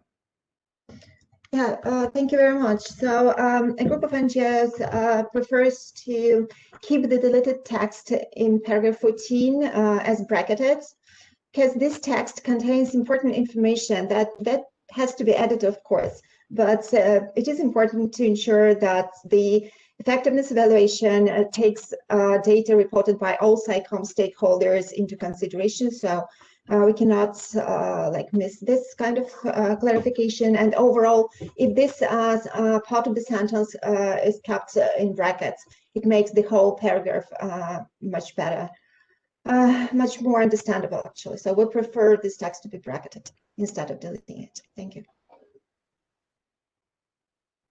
Okay, next on my list is Jill. Anna, Jill, you have the floor. Thank you. It's just a minor suggestion to help Jacqueline, because I agree with her that effectiveness evaluation is a very loaded term that has involved an enormous amount of discussion in various MEAs. And it's actually not necessary to put the effectiveness in the second sentence. So if you take it out and just say this overall evaluation,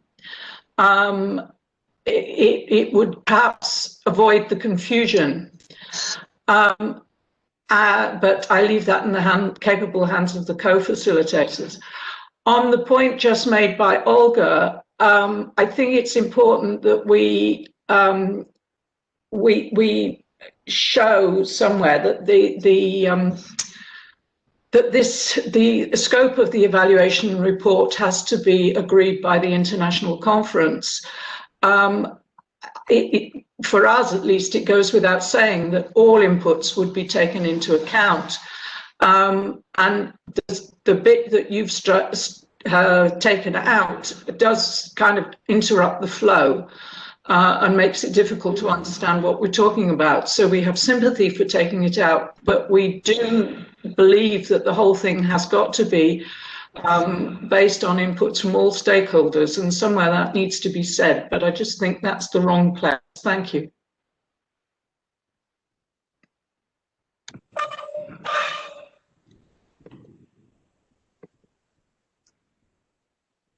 That's it. Okay. All right. So, I mean, maybe let's work a little bit backwards. And I suspect there's some flexibility in this group given UNEP's intervention for Jill's suggestion to delete effectiveness in the second sentence. And so I think that does make sense. And so I'd like to propose that we accept that suggestion as a clarifying point, or perhaps a point that would avoid potential confusion. With respect to the suggestion by a group of NGOs and it looks like some support in the chat box, to put brackets around taking into account, I think My preference at this point would be go back to Japan, and I know they're not on the line at the moment, but I believe that that was just a simplification suggestion on the part of Japan. I do think that it's helpful. I think it does. It avoids the need for an illustrative list, but I don't think Japan. Well, I guess we can see. So my proposal first on that would be to request from Japan whether we could, instead of putting in brackets, simply revert to the text that we previously had, which would avoid the need to add a bracket and would go back to something that we had already discussed. And if Japan is amenable to that, then the proposed change from SDPI to move the reported is something that we would do as well. And so as a secondary fallback, then we would go ahead and put the brackets in. So let me, if you give us the flexibility to talk to Japan about that, that would be helpful. And then if Japan would prefer the bracketed approach, we would go ahead with that. So one way or the other, it would be in either in brackets or without. And we would make the change in sentence 2 to delete effectiveness. I guess one thing just, I think we see this in many of our discussions that, you know, it seems clear to me, at least, and I believe to all of you, that in paragraphs 1 through 14, which I recognize are not 13 other paragraphs, but it's clear that everybody is inputting into the reporting. All stakeholders are encouraged to report. The Secretariat is compiling all of the information. And so I think there's a sort of an unnecessary nervousness that we need to repeat in every paragraph what information we're talking about.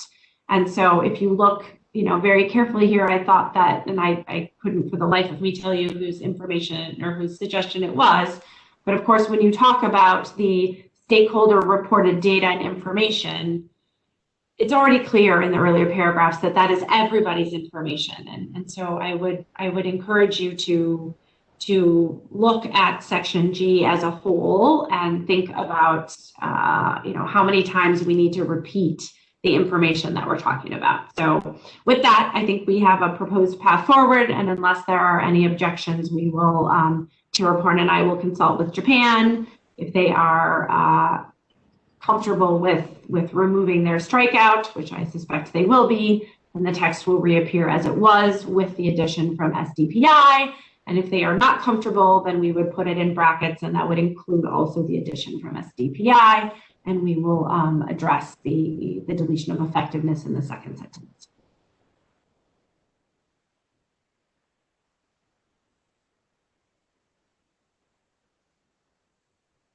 Okay. So if you'll just give me a second to take some notes on my paper with respect to that, and then we will move on to 3 bis.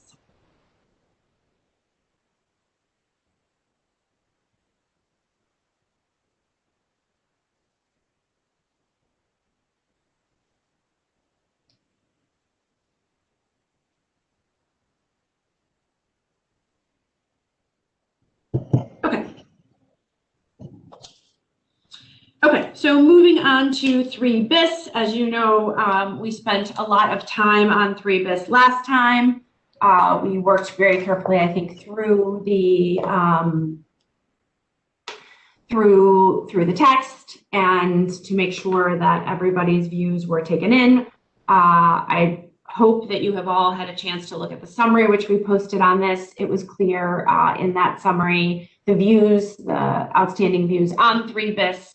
And we have, you will recall that this is the paragraph for which the footnote also would apply for paragraph 4, footnote, which I believe is now footnote 4, in terms of should there be agreement that there will be a periodic review, then the entire text would be reviewed to assess what the functions and rules and responsibilities of such a review group would be.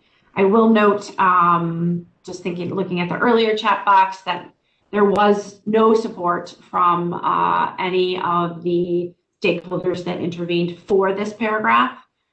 This is a paragraph that is, however, something that we've spent a lot of time on. and we'll go forward, obviously, with the support of the NGO group.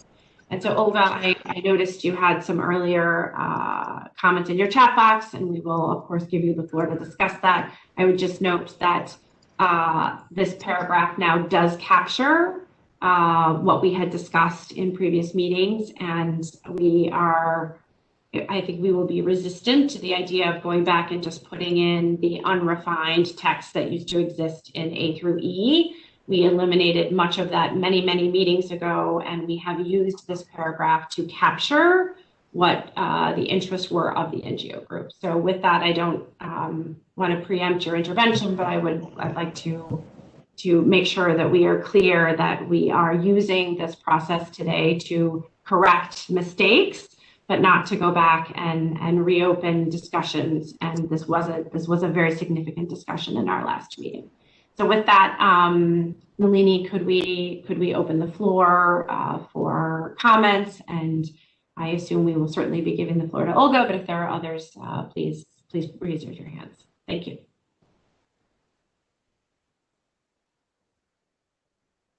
Should I unmute Olga first then? Because there's no raised hands yet.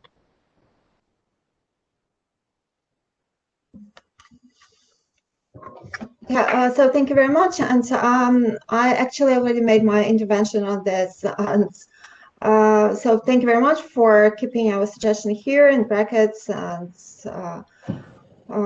yeah, I think we are good at this moment. That's 3bis is kept in the text. Yes, of course, thank absolutely. We are very welcome. Thank you. Thank you very much. Flexible.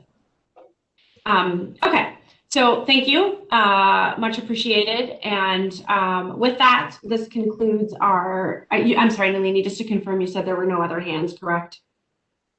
That's correct. Okay, thank you.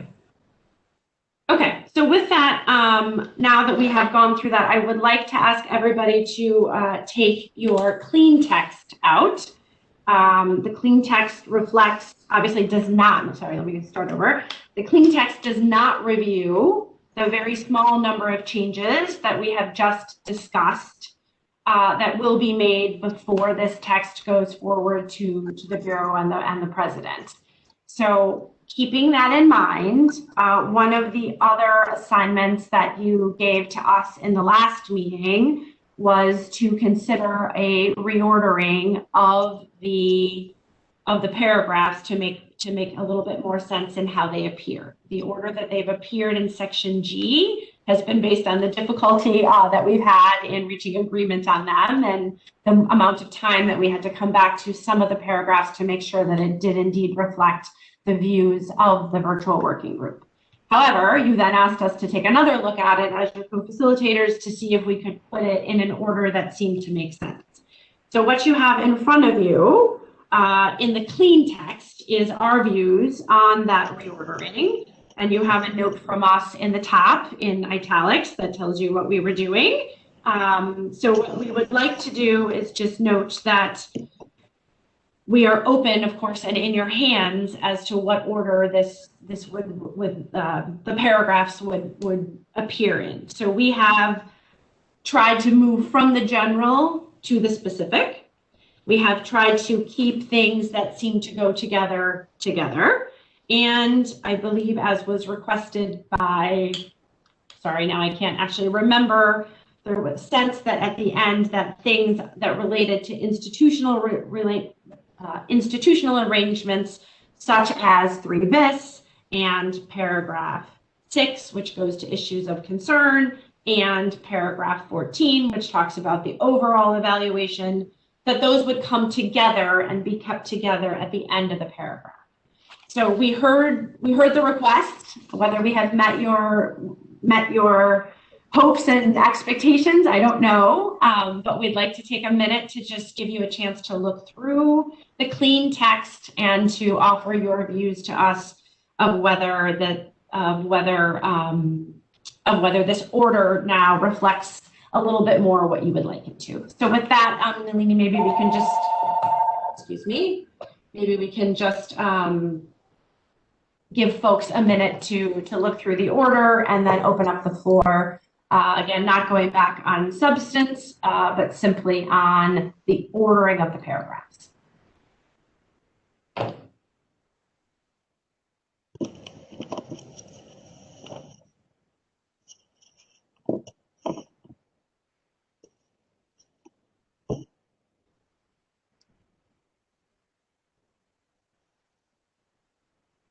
No comment.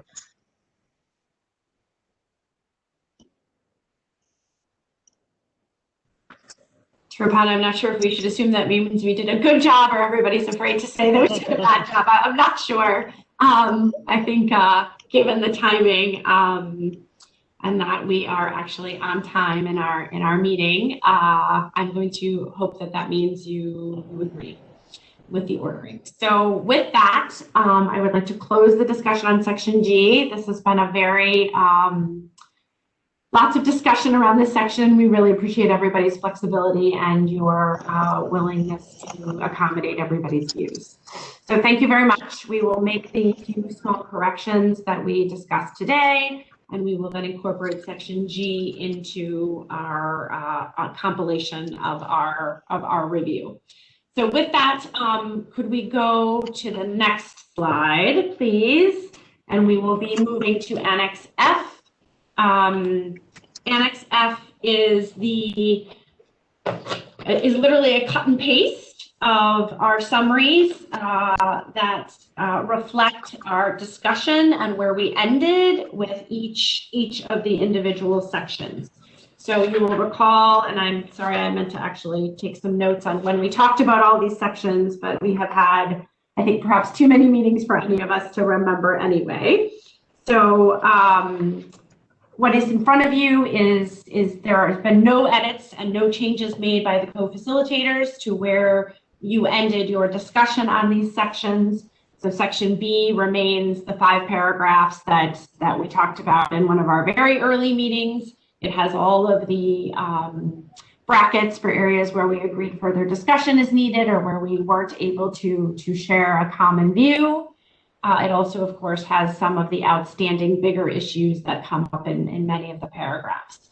So section B is now in front of you on the screen. Again, there have been no changes since our last meeting on this.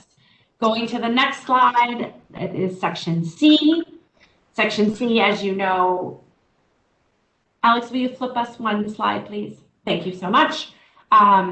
Section C, as you know, is a section where at our, now I'm not sure if it was our January 7 or our January 14 meeting, we tried to, we had some input from the Canadian delegation along with a group of NGOs that attempted to put forward a compromise to try to perhaps get us in a little bit of a better place in their view on what this section should accommodate. Unfortunately, there were disparate views on what section C should do, and therefore we reverted to the brackets as we ended that, as we said we would in that meeting, to the brackets that were in place prior to the work of the Canadians and a group of NGOs. So section C remains as it was at the end of our first or our final meeting with respect to section C. The next paragraph is, or the next section is section D. This was also a section where we had a lot of discussion. We had a lot of discussion at IP3 on this section. We've gone in and made quite a bit of progress in paragraphs 1 and 2. A little bit less progress in some of the rest. However, there were not a lot of brackets going in, and so those remain. We were able to reach agreement, I believe, in paragraph 11, as I recall, to delete one bracket. So other than that, paragraph D remains the same, again, without any further edits. And then our last section is, sorry, section D is quite long, so Alex, maybe you could flip through just the next two, give a second for people just to see this. Thank you very much.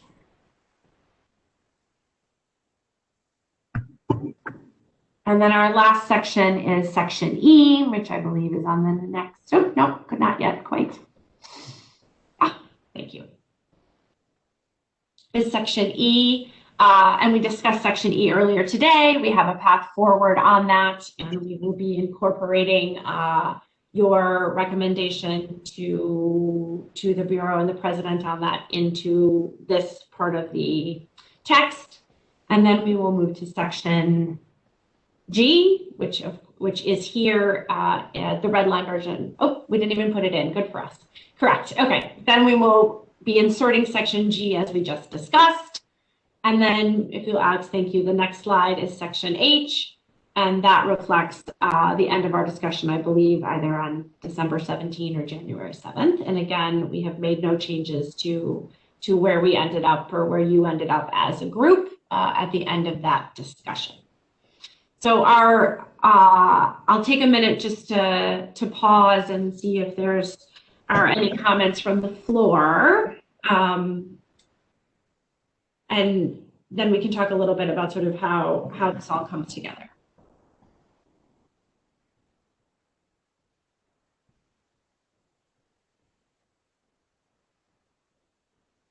Okay, thank you very much.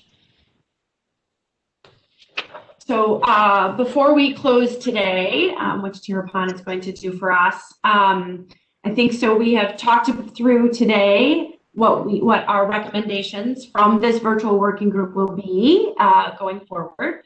We will pull those together and do our best to reflect some of the earlier comments that we heard with respect to the SPI. We probably need a little bit of work on that one, and then we will move forward our recommendations. And I know that there are differing views within the Bureau on how those recommendations are going to be managed. I see that as something that is out of our hands, and we will look forward to hearing along with all of you how the Bureau is going to take all of these into account and what decisions it will make about next steps in the process. But we would envision a report that follows whatever format we are given from the Bureau, but that it would include the sections that we have reviewed. It will include the parking lot. It will include our recommendation with respect to the science policy interface.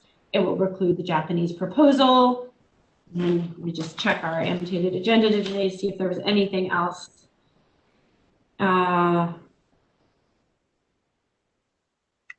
And I think that those will be our general recommendations, and we'll take into it as a group, and those will take into account the comments that we heard today. And Eleni, at a different time, you'll have to let us know what the date is by which we should pull all that together for you. But we don't need to discuss that now. Jill is asking for the floor. Oh, okay. Thank you very much. It's just a clarification, because you've talked about this annex as being a summary, but my understanding, and tell me if I'm right. Yeah, no. Can I have a summary? No. Yeah. I'm just gonna before you go too far and people get confused. It is not a summary.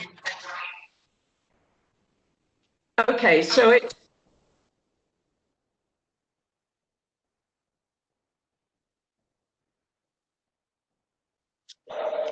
So this is indeed a text where, insofar as we're not negotiating, there is a strong level of comfort in this text, in this virtual working group, bearing in mind that this virtual working group is not as fully representative as any of us would have wanted.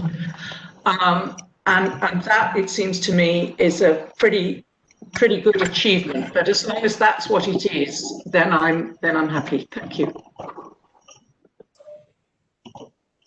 Yes, thank you. Next on my list, I have Jacqueline Ramirez from VINA.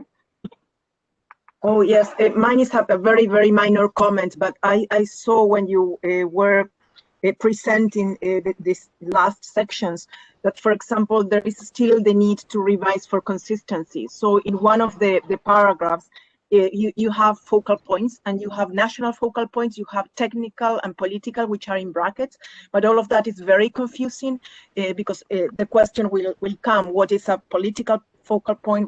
So there are some issues in relation to that, and that is also something that has been observed during the for other parts as well.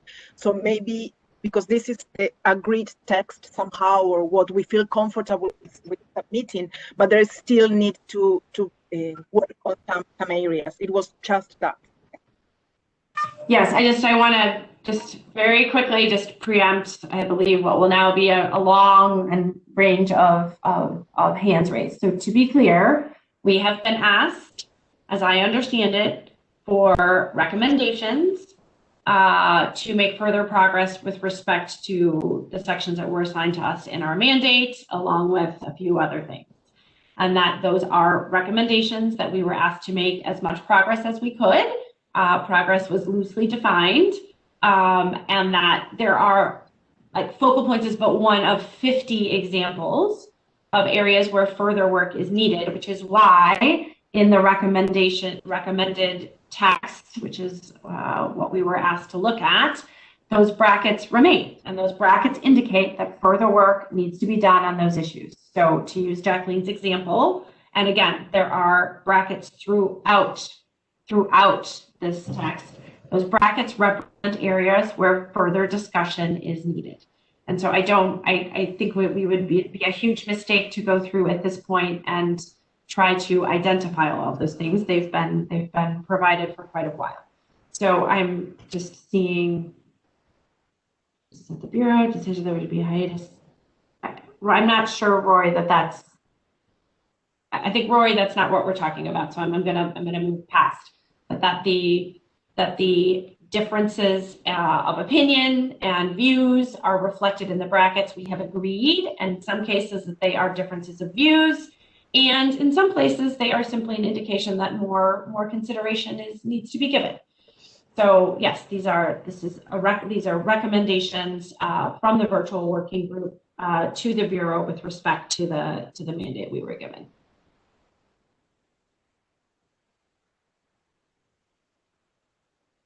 And Jacqueline, I mean, yes, I mean, there's no question, but that a next step is needed. I mean, absolutely, absolutely.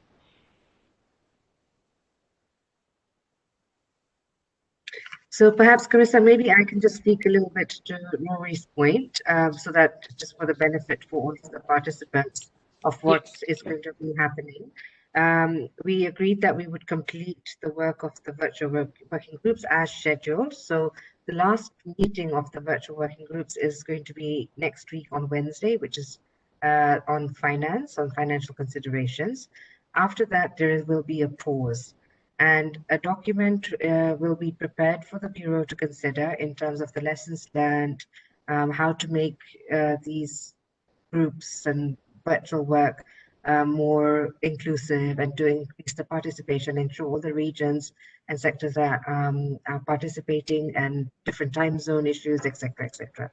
So that we will discuss a bit at the next Bureau meeting, which will take place in the middle of March, and perhaps not a decision might not be taken then, but a subsequent Bureau meeting might be needed in order to just elaborate a little bit about, okay, what have we learned and how should we move forward? And of course, it will be informed, and the discussions will be informed by some of the recommendations that are coming out of this virtual working group process. So maybe we can say this is phase 1, and then phase 2 is still yet to be designed, but it's going to be much slower paced for sure. It has to be more inclusive. We need to make sure that the regions and the different sectors and stakeholders are included, and maybe it might look different than it is now. So we don't know that yet.